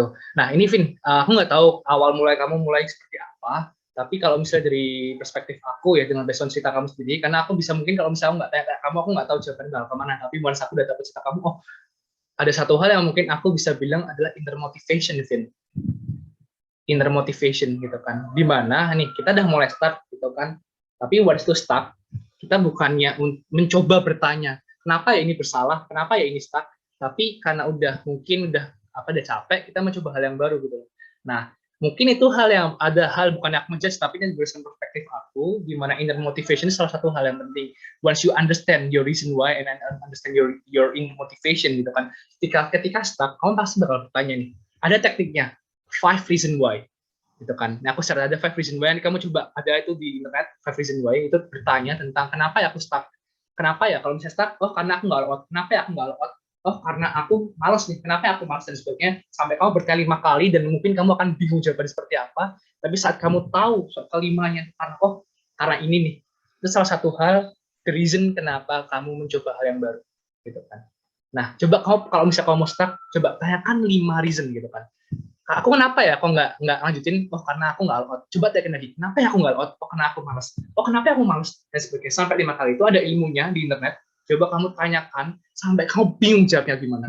Tapi saat kamu nanya 5 kali, nah itu mungkin sebenarnya the reason gitu kan, bukan karena kita stuck gitu kan. Kita stuck karena kita nggak tahu mencoba cari root cause-nya gitu. Nah, ketika tahu root cause-nya apa, kita tahu nih gimana cara kita improve, bukan beralih ke hal yang baru, tapi kita mencoba mengembangkan hal yang sebenarnya stuck bisa dikembangkan, dan itu bisa dikembangkan gitu kan, bukan hal yang baru. But in the end, mau hal yang baru atau tetap dikembangkan, sama-sama hal yang bagus. Cuma bagaimana kita perspektifnya. Itu Vin, aku mau coba 5 reason why. Coba besok kalau misalnya stuck, tanyakan sama diri kamu sendiri sampai kau bingung mau jawab apa. Gitu. Karena aku dulu pernah ditanyakin, kenapa kau malas kerja gitu kan, sampai 12 kali kenapa, dan sebagainya. Dan jawabannya terduga karena apa? Karena aku ingin mencerah, karena ini kan di Kompas kan gitu kan, dan aku tanyakin itu, dari sini aku tahu teknik ini, dan aku tanyakin 12 kali sampai aku stuck apa gitu, di satu zaman cuma ditanyain kenapa coy, dan aku tahu, karena aku ingin mencerahkan kehidupan bangsa. Fuck up banget, tapi salah satu visi di company aku, enlighten people gitu kan, oh iya, aku kerja karena aku punya jiwa yang kuat untuk mencerahkan kehidupan bangsa. Sesimpel itu gitu kan, tapi harus muter-muter dan sebagainya. Itu sih, karena kita udah punya inner motivation, ya insya Allah kita bisa ngelakuin sih. Itu Vin, coba itu tanyakin 5 reason why. That's all from me. Thank you Vin, moga-moga membantu. Oke Mas, ya, terima kasih ya Mas. Ya Vin. Oke, terima kasih Mas Eza atas jawabannya, dan semoga Alvin boleh dicoba ya tips-tipsnya. Dan juga nih mohon maaf untuk dua penanya kita nih, ada Faizadian sama Liani Agustin, nih mohon maaf banget ya. Mungkin kita bisa pindahkan ke pertanyaan selanjutnya ya untuk materi kedua ya. Oke. Kamu kalau itu aja sama di-share aja nggak apa kok, aku di chat personal nggak apa, nanti minta tolong aja chat itu, aku bakal bantu chat nggak apa kok, santai aja dari personal chat nggak apa. Oke, baik. Untuk Maaf ya Pak Iza, Ida Irani. boleh di chat aja Mas Ezanya ya ini. Ya, satu aja. Oke, selanjutnya mungkin kita langsung pindah ke next pembicara kita yang nggak kalah kerennya nih, ada Mas Andra Yoseginta Ginting. Halo Mas Andra. Halo Mbak Niken, suara saya masuk ya? Masuk, Mas, masuk. Oke, thank you. Nah, kayaknya juga kita ini langsung aja ya, soalnya teman-teman juga udah nggak sabar dengerin materi yang kedua nih, tentang time management yang akan dipaparkan oleh Mas Andra. Mungkin untuk panitia boleh minta tolong share screen CV-nya.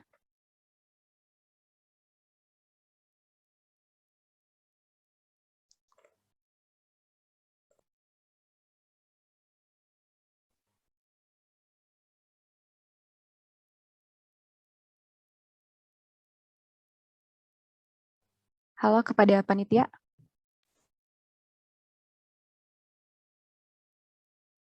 Oke, baik. Mas Andra ini adalah Gubernur BEM Fakultas Teknologi Mineral yang memiliki berbagai pengalaman, yaitu sebagai practical work di PT Pertamina Hulu Kalimantan Timur, dan juga menjadi Laboratory Assistant di Environmental Geotechnic Laboratory UPN Veteran Yogyakarta, dan juga menjadi Student Governor yang tadi saya sudah sebutkan, menjadi Gubernur Badan Eksekutif Mahasiswa Fakultas Teknologi Mineral, dan juga sebagai Project Chairperson pada Feeding the Street Children pada tahun 2017. Dan di sini juga Mas Andra sendiri mendapatkan achievement yang pertama itu Chevron International Reach Scholarship pada tahun 2018 dan First Place State Level Geography Olympiad pada tahun 2017. Nah, mungkin langsung saja nih kita sambut Mas Andra. Kepada Mas Andra saya persilakan untuk menyampaikan materinya.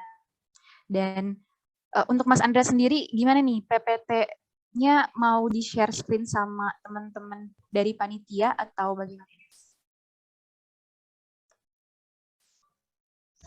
Ya, thank you Niken buat introduction-nya. PPT biar saya sendiri nanti. Halo teman-teman dari Teknik Geomatika, halo Mas Yuriko sebagai Ketua Himpunan, halo juga Mas Eza sebagai pembicara. Keren banget ya Mas Eza, never, tidak pernah mengecewakan nih kalau Mas Eza menyampaikan materi. Ya, di sini saya akan mencoba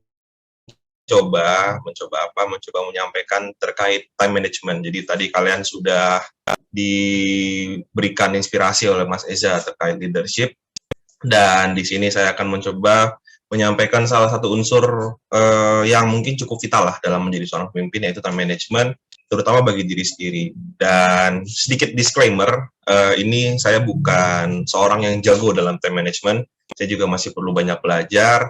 Cuman tadi beberapa hari yang lalu diminta oleh teman-teman panitia untuk berbagi pengalaman saya, jadi ini sebenarnya sebatas pengalaman dan hemat saya yang saya pahami. Gitu.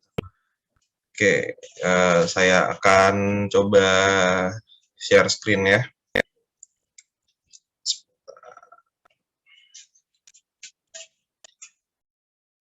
Oke, sudah kelihatan ya screen saya? Sudah Mas, sudah kelihatan. Oke, nggak ada halangan abu-abu gitu kan? Nggak ada, aman. Oke, terima kasih. Oke, jadi time management.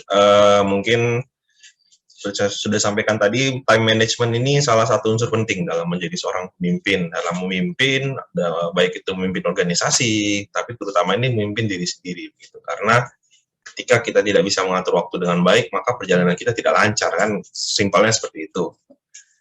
Oke, mungkin sebelum kita lanjut lebih jauh, mungkin saya akan memperkenalkan diri lebih dalam lagi. Jadi tadi sudah disampaikan, nama saya Andra Yoseginta Ginting. Saya mahasiswa biasa sebenarnya, jadi nggak perlu dibilang menjabat sebagai ini, nggak. Saya mahasiswa, kebetulan itu cuma amanah aja.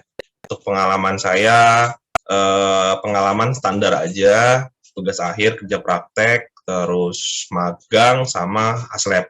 Untuk penghargaan dan ujian itu saya sempat itulah Nah, ini ada beberapa sosial media saya, jadi kalau teman-teman ingin nge-reach itu silakan reach lewat Instagram saja, ada di situ, dan kalau teman-teman mau connect, ya boleh kita memperbanyak relasi connection di LinkedIn. Oke. Lalu, apa aja sih yang mau kita bahas pada hari ini gitu ya, kira-kira yang saya sampaikan apa saja. Yang pertama, mungkin sedikit penjelasan tentang manajemen waktu, lalu pandangan saya mengapa manajemen waktu itu penting, teknik manajemen waktu apa sih gitu kan, ini kan anak teknik nih, berarti manajemen waktunya juga harus pakai teknik gitu kan. Terus kesulitan apa yang akan saya hadapi, saya ini dalam artian kalian ya, dan juga sebenarnya tentang skala prioritas, dan last but not least itu tentang do it now. Do it now ini sedikit informasi yang saya dapat dari internet dan ternyata cukup menarik ketika kita kaji bersama-sama. Oh iya, rekan-rekan, ini jangan bandingkan PowerPoint saya dengan PowerPoint Mas Eza ya, yang sangat animatif dan menarik nih. Saya simple aja pakai PowerPoint, karena memang kemarin itu ke saya diajak, dan ya persiapannya cukup cukup buru-buru. Itu kalian bisa tanya LO saya baru kirim jam berapa. Kayaknya saya baru ngirim PPT jam 2 subuh tadi kayaknya. Oke. Nah, apa sih time management gitu ya? Oke, mungkin sebelum saya yang langsung menjelaskan apa itu time management menurut saya, mungkin teman-teman bisa membayangkan sendiri nih, nggak usah diketik, pasti sudah punya pikiran masing-masing kan, oh time management itu ini. Nah, kalau berdasarkan Mas Philip Atkinson, jadi Mas Philip Atkinson ini punya buku itu tentang time management nih, maaf saya lupa judulnya apa, kalau saya nggak salah itu tentang priority management. Itu mengatakan bahwa time management itu adalah behaviors that aim at achieving an effective use of time while performing a certain goal-directed activities. Broadly speaking, time management refers to activities that imply an effective use of time that is deemed to facilitate productivity and elevate stress. Nah, keren nih bahasa Inggris nih.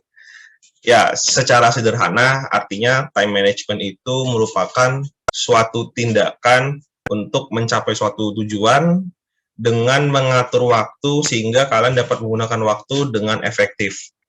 Sehingga itu menghasilkan produktivitas yang tinggi dan juga mengurangi stres. Jadi kalau kalian punya rumusnya, berarti time management sama dengan less stress, jadi stresnya berkurang, tapi produktivitasnya naik.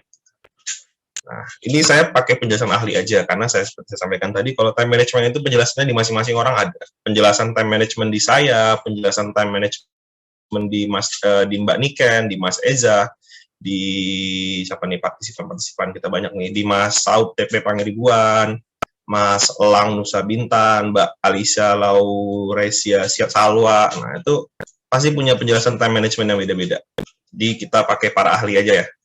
Silakan teman-teman pikirkan sendiri time management itu apa menurut teman-teman.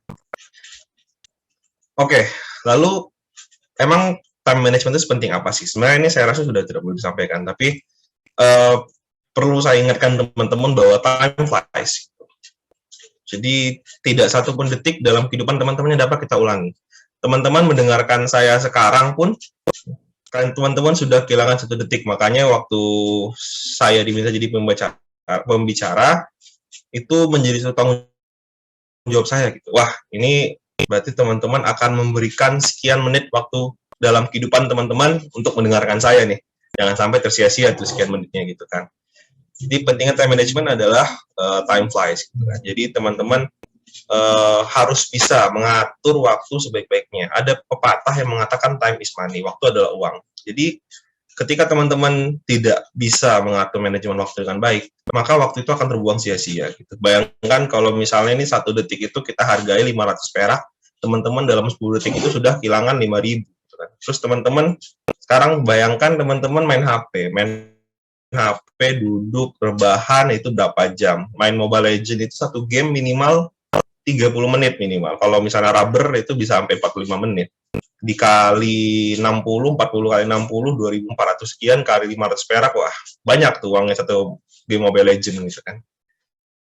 Ya, jadi pentingnya manajemen waktu adalah bagaimana cara kita menghargai kehidupan kita sebenarnya. Karena waktu adalah uang dan waktu adalah kehidupan, seperti itu. Oke, terus sedikit penjelasan tentang kenapa sih kita perlu manajemen waktu gitu kan. Jadi ketika kita bicara manajemen waktu, kita bicara masalah, sebenarnya kita bicara masalah problem sebenarnya.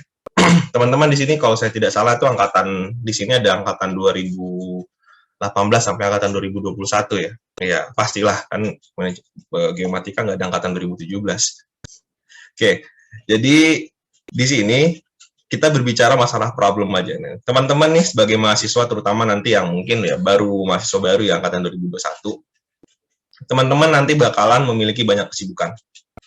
Mahasiswa tuh pasti memiliki banyak kesibukan, kecuali teman-teman nggak kuliah dengan benar, dalam artian cabut seminggu kuliah cuma hari Senin sama hari Jumat, nah itu teman-teman nggak sibuk. Tapi kalau teman-teman menjalani kuliah dengan standar aja, teman-teman pasti bakalan sibuk. Belum lagi teman-teman ikut organisasi, ikut kegiatan di luar kampus, dan lain-lain, kerja, nah itu pasti makin sibuk. Tapi bukan berarti teman-teman harus menghindari kegiatan tersebut ya, karena kegiatan tersebut tentunya banyak manfaat. Gitu. Lalu problem yang kedua, mahasiswa akan menerima tantangan dan kegiatan baru. Banyak sekali tantangan-tantangan yang sebagai seorang mahasiswa, teman-teman itu nggak tahu gitu. Misalnya, teman-teman dulu sudah terbiasa organisasi OSIS. Terus begitu masuk himpunan, wah beda banget. Dan juga banyak kegiatan baru, seperti misalnya dulu teman-teman mungkin SMA sudah terbiasa praktikum, tapi praktikumnya di lab. Kalau mungkin teman-teman ada yang SMK ya mungkin sudah terbiasa praktikum masuk bengkel atau masuk lapangan. Tapi beda gitu suasananya. Praktikum lapangan itu beda, vibes-nya ketika sudah kuliah beda. Terus tiba-tiba pada saat kuliah disuruh praktikum tapi ikut project, itu ada. Jadi ketika teman-teman menjadi seorang mahasiswa, intinya ya tantangannya pasti bakalan baru, dan kegiatan-kegiatannya juga teman-teman bakalan merasakan new vibes, new activity, new vibes, dan itu akan menjadi satu hal yang baru bagi teman-teman. Dan juga sebagai seorang mahasiswa ya, terutama yang masih baru nih angkatan 2021, nggak baru sih hitungannya, tapi sudah mulai menjalani 1 semester, tapi biasanya seorang mahasiswa itu dituntut untuk mengubah pola hidup dari siswa menjadi mahasiswa dalam waktu yang sangat singkat. Kalau saya nggak salah timeline-nya ya, biasanya itu kelas 3 SMA itu lulus bulan Maret akhir atau Mei. Lalu kalau misalnya dia dapat undangan SNMPTN, itu dia berarti bulan-bulan Mei udah tahu mau kuliah di mana. Kalau misalnya dia nggak dapet SBM itu bulan-bulan Juni biasanya, bulan-bulan Juni. Kalau dia mandiri itu bulan-bulan Juli. Tapi intinya apa? Intinya sudah mulai selesai sekolah itu bulan Maret. Berarti dari Maret, dari bulan Mei berarti ada Juni, Juli, Agustus. Ada 3 bulan teman-teman nganggur di rumah, dibilang seorang siswa udah enggak, dibilang seorang mahasiswa juga belum gitu kan.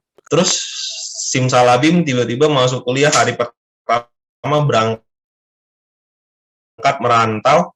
Ini untuk yang merantau ya, berangkat merantau. Walaupun nggak merantau, tiba-tiba merupakan suatu hal yang baru pasti. Dan ini kalau saya misalnya putus-putus, di-cut ya Mbak Moderator, tolong. Dan itu pasti memberikan suatu shock.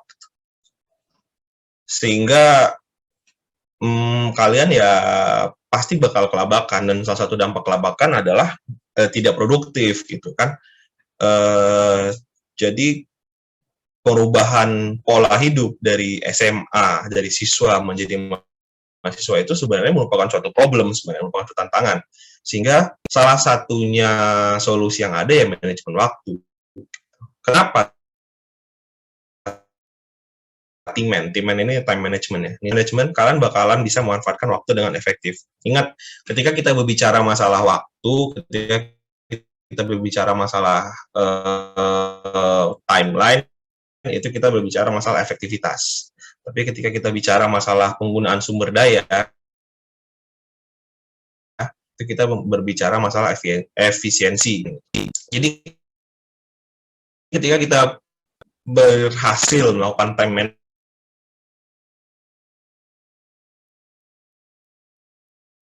management dengan baik, kita efektif, kita bisa lebih produktif. Teman-teman akan produktif.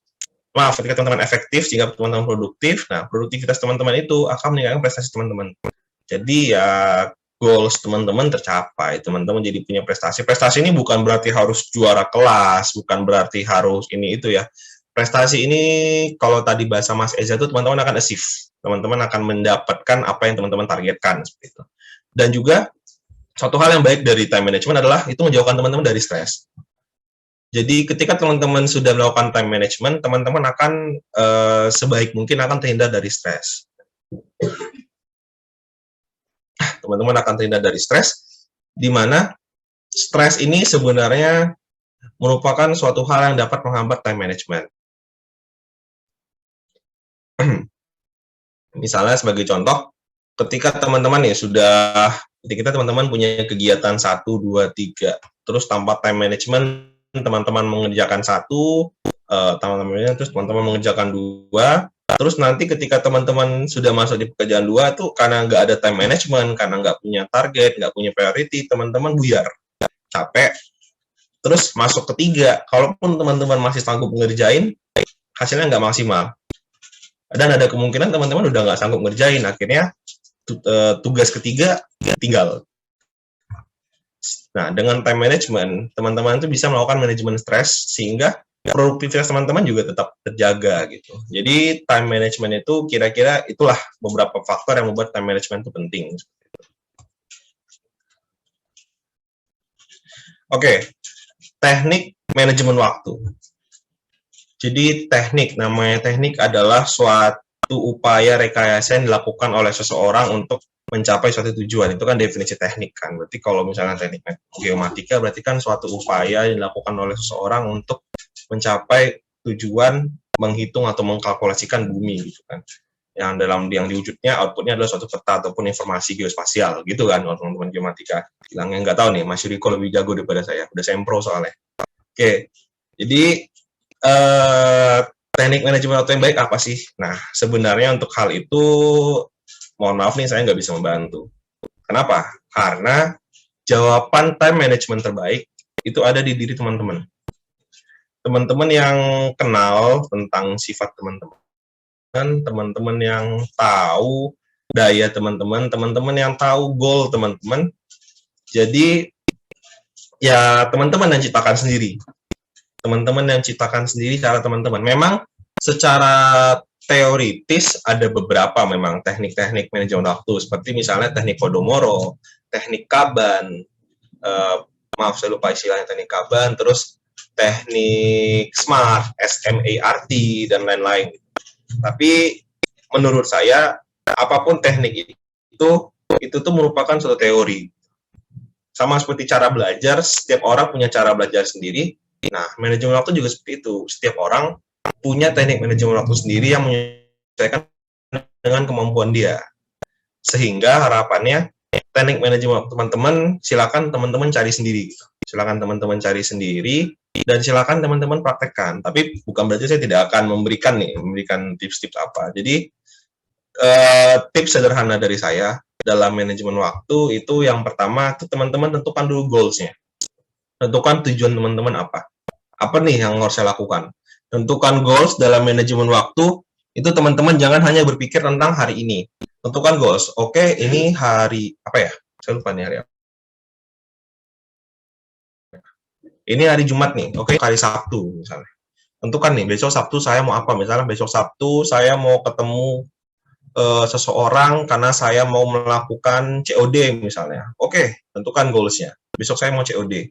Jam berapa, terus apa lagi, misalnya besok saya mau membersihkan kamar, terus besok juga saya mau olahraga, berarti udah ada 3 goals nih untuk besok. Besok saya mau bersihkan kamar, COD, sama olahraga. Nah, terus tentukan juga goals teman-teman misalnya untuk seminggu ini apa, oh seminggu ini saya mau menyelesaikan proyek saya punya proyek paper misalnya, saya mau menyelesaikan proyek paper saya. Terus tentukan goals teman-teman setahun ini, oh setahun ini saya mau mengejar skripsi misalnya buat teman-teman dengan tugas saya, atau tahun ini saya mau mengejar belajar serius supaya IPK saya di semester 1 dan 2 itu kalau dibagi 2 bisa tetap di atas 3,5 misalnya gitu kan. Tentukan goals teman-teman, short term, mid term, long term. Nah, setelah teman-teman menentukan goals teman-teman apa, atur langkah-langkahnya gitu. Tadi misalnya teman-teman sudah berpikir nih yang short term misalnya mau bersihin kamar, terus COD, terus olahraga. Cuma atur dulu, oke, mana saya duluan kan ini. Oke, untuk COD nih apa nih? COD berarti saya harus mandi, saya harus panasin motor misalnya, kalau motornya harus yang dipanasin 5 menit sebelum dibawa, terus saya harus OTW dulu nih, OTW itu gimana dan segala macam. Meter misalnya, tahun ini saya harus apa, tahun ini saya harus dapat IPK 3,5 misalnya, berarti saya harus belajar, saya harus mengerjakan tugas. Oke, semester ini saya ada pelajaran misalnya fotometri. Oke, fotometri ini lumayan nih, sulit nih, berarti saya harus mengatur langkahnya supaya saya bisa belajar mata kuliah ini dengan baik. Jadi teman-teman sudah kuliah 4 tahun, targetnya saya mau apa? Saya mau IPK 4, saya mau lulus IPK 4, saya mau ikut organisasi, saya mau jadi ketua himpunan, saya mau jadi ketua BEM, saya mau jadi apa gitu di universitas ini ya. Atur langkahnya. Kalian yang punya cara untuk mengatur langkahnya. Nah, setelah itu atur jadwalnya. Oke, mungkin untuk short term sampai mid term itu kalian bisa atur jadwal. Tapi untuk long term kalian atur langkahnya sebenarnya. Jadi untuk atur jadwal ini kalian atur, oke, karena saya besokan Sabtu mau COD, saya bangun jam berapa, kira-kira mandi jam berapa, dan berapa. Mungkin ini tidak sesuai untuk beberapa orang. Karena beberapa orang mungkin lebih suka fleksibel. Tapi tidaknya kita bisa memperhitungkan sehingga goals-nya tercapai gitu. Kan misalnya saya target untuk COD jam 2, itu kan ya udah atur jadwalnya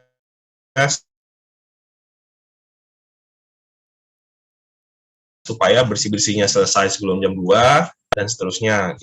Salah satu tips yang menurut saya sangat membantu dalam mengatur time management itu adalah komunikasikan. Komunikasikan dengan siapa? Komunikasikan dengan ini ada 2 hal sebenarnya, ada dua poin sebenarnya dalam komunikasi. Yang pertama, komunikasikan dengan orang yang berkaitan dengan kegiatan Anda. Misalkan, ketika memang Anda merasa Anda time management-nya COD bisa jam 2, komunikasikan dengan customer Anda. Mas, kita jam 2 ya, Mbak, kita jam 2 ya. Tolong jangan telat. Gitu. Atau misalnya ketika Anda mau ketemu dosen misalnya, gitu kan, komunikasi dengan dosennya, Pak, kita jam 2 ya, Pak. Gitu. Jadi, intinya komunikasikan dengan orang yang berkaitan dengan kegiatan Anda agar time management Anda tidak terganggu. Yang kedua, komunikasikan dengan orang di luar time management Anda. Dengan siapa? Misalnya kalau teman-teman yang dikontrakan, komunikasikan dengan teman-teman kontrakan. Le, besok bangunin aku ya jam 8, aku ada kegiatan bla bla bla bla bla. Atau misalnya teman-teman punya pasangan, misalnya punya pacar, telepon tuh pacarnya. Sayang, besok aku dibangunin jam 8 ya, aku besok mau ada kegiatan ini. Jadi, komunikasikan dengan orang-orang yang menurut teman-teman bisa membantu teman-teman mencapai goals, karena kita sebagai manusia itu kan kadang tidak bisa hidup sendiri. Kita makhluk sosial, jadi tidak ada salahnya kita mencari pertolongan yang mungkin menurut teman-teman itu bisa membantu. Nah, tips yang paling harus kita tekankan dalam diri kita adalah no tunda, tidak boleh menunda. Karena menunda itu suatu musuh yang paling susah dilawan dalam time management gitu. Sebenarnya menunda itu dasarnya adalah malas, cuman nggak selalu menunda karena malas. Bisa jadi karena ada kegiatan lain, bisa jadi karena tergoda oleh suatu kegiatan lain gitu kan. Cuman intinya adalah dalam time management kita harus sebisa mungkin menghindari menunda. Ini adalah 5 tips-tips. Sebenarnya tips-tips yang mungkin teman-teman sudah tahu, tapi ini pengalaman yang mungkin bisa teman-teman gunakan kalau belum untuk mencapai time management yang baik. Oke, terus terkadang kita sebagai manusia gitu kan kayak, emang apa sih susahnya time management? Aku bisa kok melakukan hal-hal gitu. Padahal sebenarnya mungkin time management teman-teman tuh belum maksimal. Nah, sebenarnya apa sih tantangan? Sebenarnya bakalan susah apa sih time management? How hard can it be gitu kan? Nah, beberapa hal-hal yang mungkin menjadi tantangan, yang mungkin menjadi kesulitan dalam time management itu, yang pertama itu prokrastinasi. Nah, prokrastinasi ini apa nih? Mungkin beberapa teman-teman baru nih mendengar istilah prokrastinasi. Prokrastinasi ini sebenarnya bahasa keren dari menunda pekerjaan. Jadi seperti saya sampaikan sebelumnya itu, menunda pekerjaan itu sulit. Itu tuh ibaratnya kalau misalnya dalam kehidupan manusia itu selalu digoda oleh iblis. Nah, dalam kehidupan time management, prokrastinasi atau menunda pekerjaan itu adalah iblis. Dia selalu menghantui kita, udah nanti aja, selalu menggoda-goda, sehingga kita kesulitan dalam mengatur time management kita. Yang kedua, perfeksionis. Perfeksionis menurut saya ya, itu merupakan suatu tantangan dalam time management. Kenapa? Karena saya sampaikan di awal tadi, efektif adalah memanfaatkan waktu dengan baik untuk mencapai tujuan, gitu kan. Nah, efisien adalah memanfaatkan sumber daya yang ada untuk hasil semaksimal mungkin. Menurut saya, dalam mencapai suatu produktivitas, kita harus efektif dan efisien. Berarti apa? Atur waktunya. Kita harus bisa mengatur waktu kita untuk melakukan tugas. Misalnya ada tugas 1, 2, 3, 4. Atur waktunya seefektif mungkin untuk keempat tugas ini. Oh, tugas 1 ini kira-kira from scale 1 to 10 kesulitannya 10 misalnya. Berarti saya perlu alokasikan waktu 4 jam untuk tugas ini. Oh, tugas ini, jadi saya 15 menit selesailah, gitu, dan seterusnya. Nah, setelah teman-teman sudah mengatur waktu dengan baik, dalam kebijaksanaan teman-teman, efisienkan waktu tersebut. Jangan teman-teman mengejar kesan sudah atur. Maaf, misalnya teman-teman sudah atur waktu untuk tugas 1 4 jam, terus kemudian teman-teman molor, kerjain lagi, perfeksionis lah, gitu kan. Akhirnya apa? Akhirnya tugas 2, 3, 4 tinggalan. Salah satu tantangan menjadi seorang mahasiswa adalah teman-teman harus paham konsep ada yang harus dikorbankan. Jadi dalam melakukan tugas ini bukan, kita bicara tugas ini bukan sebatas tugas kampus ya, bisa jadi tugas 1 adalah mengerjakan tugas 2 adalah mengerjakan proposal himpunan, tugas 3 adalah misalnya teman-teman punya tanggung jawab untuk melaksanakan memimpin rapat gitu kan, tugas keempat misalnya teman-teman bertanggung jawab untuk membereskan kamar gitu. Sebagai seorang mahasiswa, teman-teman harus paham konsep ada yang harus dikorbankan. Ketika teman-teman misalnya memilih untuk menjadi seorang ketua organisasi, teman-teman jangan berharap teman-teman bisa menyelesaikan tugas paper teman-teman sebagus-bagus mungkin, seperfect mungkin, sampai bisa dibawa ke, misalnya dibawa ke pemaparan paper gitu. Wah, enggak. Jadi perfeksionis dapat menghambat ketika teman-teman tidak paham konsep bahwa ada harus dikorbankan. Dikorbankan bukan berarti tidak melakukan, tapi hasilnya teman-teman harus capai ke efisiensi waktunya. Accidental, hal-hal yang bersifat kecelakaan, tak terduga tapi lebih ke arah kecelakaan gitu. Kalau saya anggapnya itu pasti menghambat manajemen waktu. Teman-teman sudah mulai jam 2 jatuh, tengah jalan kesenggol, atau misalnya teman-teman sudah niat, oke, saya mau pagi olahraga, malam ini itu pagi olahraga, siang ini itu, malam ini itu, paginya pas berhubungan itu tantangan. Dan sebagai seorang mahasiswa, teman-teman harus mampu juga beradaptasi. Ketika teman-teman sudah plan A, B, C, terus ketika di plan A teman-teman sakit, harus punya nih goals-nya harus tercapai. Seperti itu. Lalu fatigue. Fatigue ini kalau dalam bahasa K3 itu kelelahan ekstrim. Fatigue ini bisa dikatakan, kenapa saya memilih kata fatigue, kenapa saya tidak memilih kata stres, kenapa saya tidak memilih kata kelelahan. Karena yang membedakan antara fatigue dan kelelahan adalah ketika teman-teman kelelahan, teman-teman tahu, oh saya capek nih, saya sudah pusing nih. Ketika teman-teman menyadari teman-teman capek, pusing, dalam time management, teman-teman sudah memperhitungkan itu. Karena dalam mengatur time management itu, teman-teman juga harus paham, teman-teman, oh saya sakit, saya nggak bisa nih begadang, berarti saya harus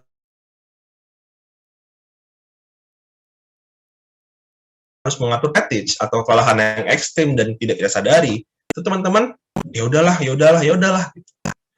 Memang jadi fatigue ini sebenarnya sejenis kelelahan yang teman-teman tidak sadari. Teman-teman nggak sadar kalau lagi stres, terus malah lanjut gitu. Sehingga dalam manajemen waktu teman-teman itu teman-teman malah pusing gitu kan. Terus yang kedua, you never know ini lebih ke lebih ke arah nggak paham apa yang terjadi, misalnya tiba-tiba telat lah, inilah, itulah, seperti itu. Dan overconfidence. Overconfidence ini terlalu percaya diri. Gitu. Ini saya tinggal berapa menit lagi ya, moderator? Oh iya, Mas, mohon maaf untuk pemaparannya 3 menit lagi, Mas. 3 menit, ya cukup lah. Oke, overconfidence ini teman-teman terlalu percaya diri. Ah, gampang kerjaan yang itu, gampang kerjaan yang ini. Sehingga akhirnya teman-teman dalam mengatur skala prioritas itu, bukan, dalam mengatur time management salah. Oke, lalu bagaimana cara menghadapinya? Oke, yang pertama, teman-teman harus kuatkan niat teman-teman. Saya goals-nya A, B, C harus tercapai. Kuatkan niatnya, lalu pahami posisi. Misalnya, oke, goal saya mau menjadi ketua himpunan, tapi posisi saya masih maba. Jadi saya harus membuat strategi langkah yang sesuai dengan saya. Oh, saya masih mahasiswa nih. Misalnya goal saya untuk lulus dengan cepat, ya saya mahasiswa yang orang tua, ya saya harus cepat lulusnya gitu kan.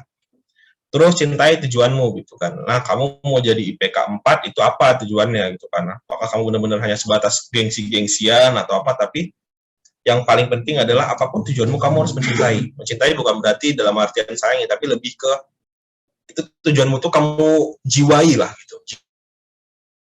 Jiwai tujuanmu sehingga niatnya tadi tetap utuh gitu. Lalu pahami bahwa sesuatu yang baik akan mendapat alasannya, akan mendapat balasannya gitu. Misalnya teman-teman ingin mendapatkan IPK 4 gitu, atau lulus cum laude lah minimal. Nah, pahami bahwa untuk lulus cum laude, teman-teman harus belajar yang keras, akan ada dikorbankan, tapi dengan itu nanti akan indah pada waktunya. Jadi, sesuatu yang baik akan mendapat balasannya itu dapat diartikan sebagai sesuatu akan indah pada waktunya. Dan yang paling penting adalah ciptakan lingkungan sekitar yang baik. Gitu. Jadi, bagaimana teman-teman itu harus memahami bahwa lingkungan sekitar teman-teman itu mempengaruhi teman-teman. Jadi ciptakan lingkungan sekitar yang baik, bukan berarti hindari, tapi ciptakan. Ketika memang teman-teman merasa, teman-teman kontrakanku mageran semua. Teman-teman bukan meninggalkan kontrakan, tapi ciptakan lingkungannya. Kalian teman-teman mulai approach teman-temannya untuk menjadi untuk menjadi wadah ya, untuk menjadi wadah yang baik bagi teman-teman itu sendiri. Nah, mungkin karena ini LMKM, manajemen kepemimpinan, emangnya ada hubungannya ya time management sama kepemimpinan? Mungkin teman-teman harus paham bahwa kepemimpinan itu salah satu definisinya adalah proses untuk menginspirasi orang lain untuk bekerja keras untuk mencapai tugas untuk menyelesaikan tugas-tugas gitu. Jadi seorang pemimpin itu harus menginspirasi untuk orang-orang yang dipimpinnya agar termotivasi untuk bekerja keras dan produktif. Dan seorang pemimpin harus mempengaruhi juga usaha orang lain. Nah, jadi ketika teman-teman sudah upaya untuk memimpin itu kan mencontohkan. Jadi ketika teman-teman sudah memberikan contoh manajemen waktu yang baik, teman-teman akan menjadi seorang pemimpin yang baik seperti itu. Nah, lalu salah satu hal yang penting dalam manajemen waktu adalah skala prioritas. Secara sederhana definisinya adalah menentukan urgensi dari kebutuhan atau pekerjaan yang harus kamu dahulukan. Nah, ada banyak teori skala prioritas, cuman yang sering saya gunakan itu decision matrix-nya, itu decision matrix dari Eisenhower, di mana beliau mengkategorikan itu tuh menjadi 2 hal. Pertama kepentingan, yang kedua urgensi. Gitu. Di mana kepentingan itu terbagi menjadi 2, penting tidak penting, urgensi itu terbagi menjadi 2 juga, urgent tidak urgent. Penting itu berarti berbicara masalah dampak pekerjaan ini kalau dilakukan apakah dampaknya itu vital, kalau tidak dilakukan apakah dampaknya vital. Nah, kalau urgensi berbicara masalah keharusan gitu. Keharusan dalam arti waktu. Ketika kalau dikatakan urgent berarti itu dia harus dilaksanakan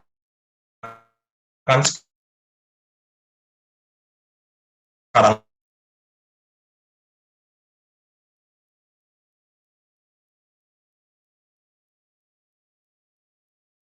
Do it now. Ketika dia important dan not urgent, decide schedule kan waktunya.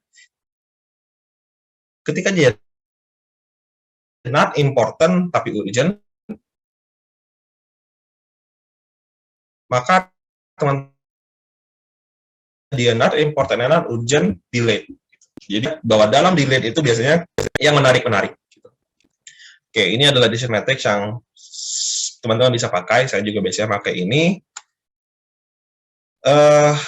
Do it now. Do it now ini semuanya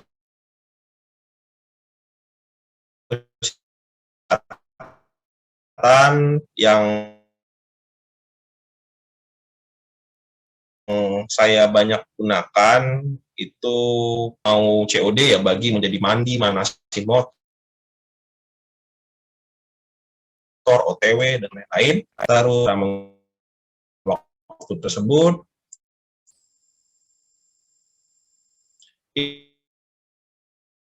ignore yang tidak penting. Teman-teman dalam melakukan pekerjaan, dalam melakukan manajemen waktu, jangan lupa ambil benefit yang sesuai. Teman-teman sudah bekerja keras selama 1 minggu, jangan lupa untuk memberikan suatu waktu untuk teman-teman tadi. Stres merupakan musuh dari time management. Lalu now ini ya jelas sekarang, gitu kan. Jangan menunda opportunity. Nah, beberapa hal yang harus teman-teman pahami. Terkadang ketika kita sudah mengatur time management, alur pekerjaan dengan baik, kita jadi lupa ada kesempatan gitu. Misalnya apa? Kita sudah mengatur kesempatan, saya mau mengerjakan paper A, B, C, langkahnya, terus tiba-tiba ada tawaran, Mas, mau ikut proyek nggak? Nah, karena kita sudah mindset, oke, aku jalan yang itu, teman-teman sehingga menolak opportunity yang ada. Padahal ketika teman-teman melakukan reshuffle time plan, atau teman-teman dapat mengambil keputusan dengan bijak, dua-duanya dapat tuh. Jadi ketika teman-teman sudah melakukan time management, jangan tutup opportunity. Ya, lebih tepatnya sih bijak dalam mengambil keputusan. Gitu. Lalu watch out. Hati-hati dalam hal yang dapat dihindari. Jadi memang ada beberapa hal-hal yang dapat dihindari yang teman-teman harus lakukan. Misalnya apa? Misalnya teman-teman melakukan pekerjaan ya, supaya tidak terhindar ya pakai misalnya mau naik motor ya pakai helm. Gitu. Jadi tidak hal-hal yang dapat dihindari itu teman-teman terhindar gitu, sehingga tidak menghambat pekerjaan teman-teman, tidak menghambat manajemen waktu yang sudah teman-teman lakukan. Oke, sedikit pesan dari saya, mahasiswa, teman-teman adalah mahasiswa, buat yang 2021 dan mungkin nanti kalian bakalan punya adik-adik di 2022, selalu sampaikan ini ke mereka bahwa mahasiswa adalah tempat belajar. Jadi jangan takut salah saat menjadi mahasiswa. Karena ketika teman-teman salah menjadi mahasiswa, teman-teman diajarin, ketika teman-teman salah saat sudah masuk dunia nyata, teman-teman bisa dihakimi gitu kan. Oke, mungkin cukup sekian dari saya, lebih dan kurang mohon maaf. Saya harap apa yang saya sampaikan dapat sesuai dengan apa yang teman-teman harapkan untuk dapat pelajari. Dan ketika memang nanti ada pertanyaan silakan ditanyakan. Kalau di luar forum ini atau nanti tidak sempat masih mau ditanya, silakan connect langsung ke saya, mungkin bisa lewat IG atau LinkedIn. Gitu. Oke, cukup sekian dari saya. Terima kasih. Saya kembalikan ke moderator. Baik, terima kasih kepada Mas Andra atas pemaparan materinya mengenai time management. Nah, kayaknya tanpa menunggu lebih lama lagi, teman-teman di sini peserta LMKM, mungkin kalau ada yang ingin bertanya boleh silakan raise hand. Oke, ini kita langsung aja ya. Untuk Liani Agustin, boleh untuk open mic-nya bertanya? Silakan. Baik, apakah suara saya cukup terdengar? Terdengar. Terima kasih sebelumnya.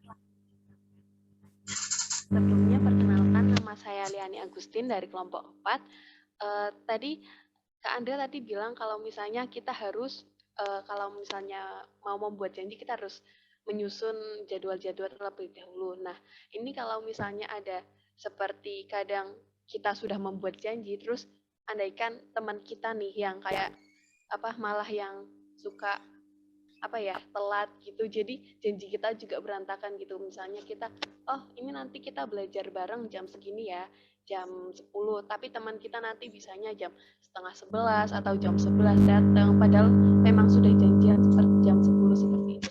Gimana Kak, menurut Kakak? Terima kasih.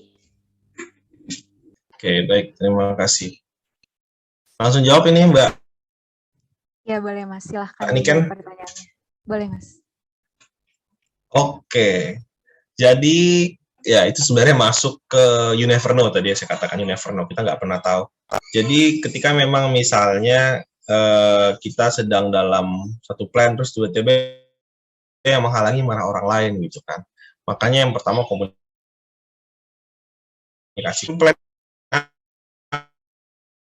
plan B gitu. Mohon maaf Mas, suaranya putus-putus.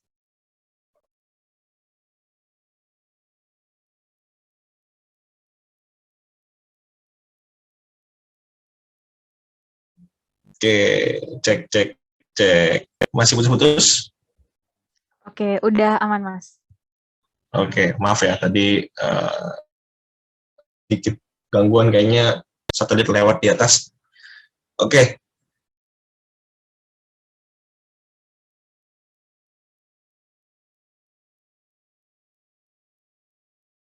Ya,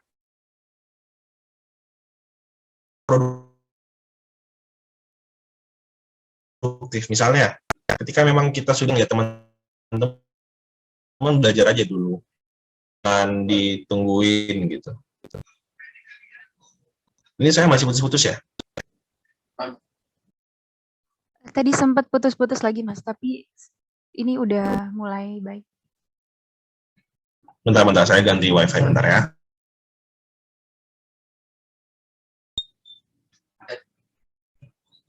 Oke, ini putus-putus. Oke, sudah lancar Mas. Oke. Oke, semoga dengan saya matikan kamera nggak putus-putus ya. Misalnya kita, ya intinya ketika memang orang lain yang menghalangi jadwal kita tetap produktif gitu. Lakukan kegiatan-kegiatan yang dapat mengisi waktu tersebut dengan baik, dan juga jangan segan untuk mengingatkan orang. Ayo dong, tolong gitu. Dan juga untuk teman-teman, tolong ubah habit orang Indonesia untuk ngaret gitu. Mungkin dari saya singkat gitu aja, menghemat waktu, ini putus-putus. Nanti Mbak Lia kalau masih belum puas bisa hubungi saya, nanti kita bisa komunikasi lebih lanjut. Misalnya Mbak mau tips-tips apa gitu boleh. Maaf ya, ini sinyal saya sepertinya ada masalah. Baik Kak, terima kasih. Oke, baik. Terima kasih atas jawabannya Mas Andra dan juga Liani atas pertanyaannya. Tapi sekali lagi kami mohon maaf sebesar-besarnya untuk peserta selanjutnya yang mau bertanya ini pada Julita Puspita. Mungkin boleh ditanyakan nanti. Dan kayaknya kita langsung saja nih ya ke acara selanjutnya, tapi sebelumnya di sini saya mau berterima kasih sebesar-besarnya kepada Mas Andra dan juga Mas Thomas Eza karena sudah berkenan untuk menjadi pembicara kita pada acara webinar kali ini. Nah, mungkin kita langsung beralih ke acara selanjutnya, dan acara selanjutnya nanti akan saya serahkan kepada MC.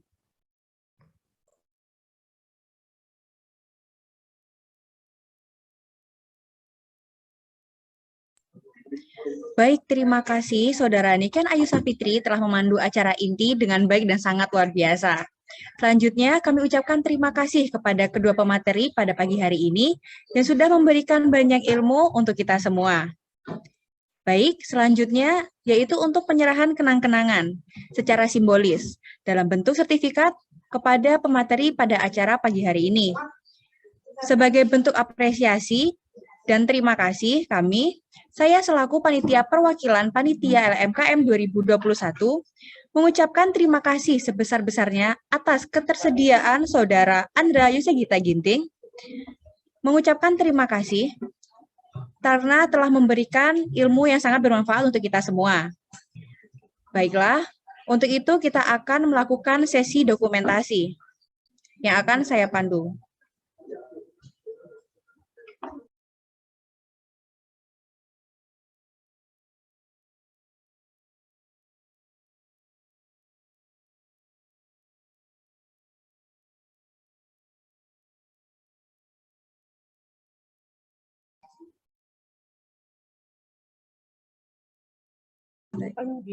Baik, sesi dokumentasi 1, 2, 3. Sekali lagi 1, 2, 3. Baik, terima kasih Saudara Andra. Berikut kenang-kenangan dari panitia kepada Saudara Thomas Eza Kristiawan, namun mungkin akan digantikan oleh penggantinya. Berikut adalah kenang-kenangan dari panitia. Untuk itu kami akan melakukan sesi dokumentasi. Baik, sesi dokumentasi. 1, 2, 3. Sekali lagi. 1, 2, 3.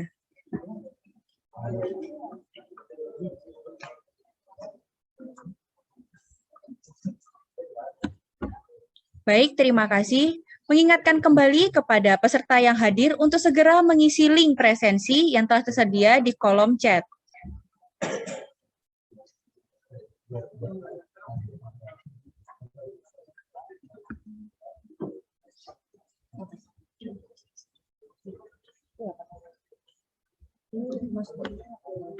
Baik, masuk ke acara selanjutnya, yaitu akan dilaksanakan sesi foto bersama. Kepada para peserta LMKM 2021, dimohon untuk mengaktifkan fitur kamera.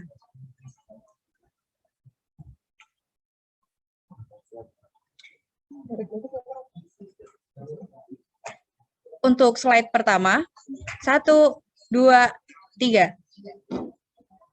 Slide kedua, 1, 2, 3. Slide ketiga, 1, 2, 3. Dan slide terakhir, 1, 2, 3.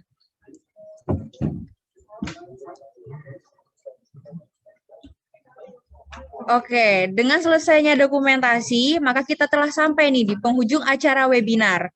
Senang sekali rasanya bisa memandu acara ini dan berjumpa dengan seluruh partisipan LMKM 2021. Terima kasih sekali lagi saya ucapkan kepada pemateri yang telah memberikan ilmu yang sangat bermanfaat bagi kita semua. Saya, Atika Ervin Azahra, selaku Master of Ceremony, izin menutup kegiatan webinar pada LMKM hari kedua, mewakili segenap panitia yang bertugas, menyampaikan mohon maaf atas kesalahan yang disengaja maupun tidak disengaja, mulai dari jalannya acara, administrasi, dan lain sebagainya.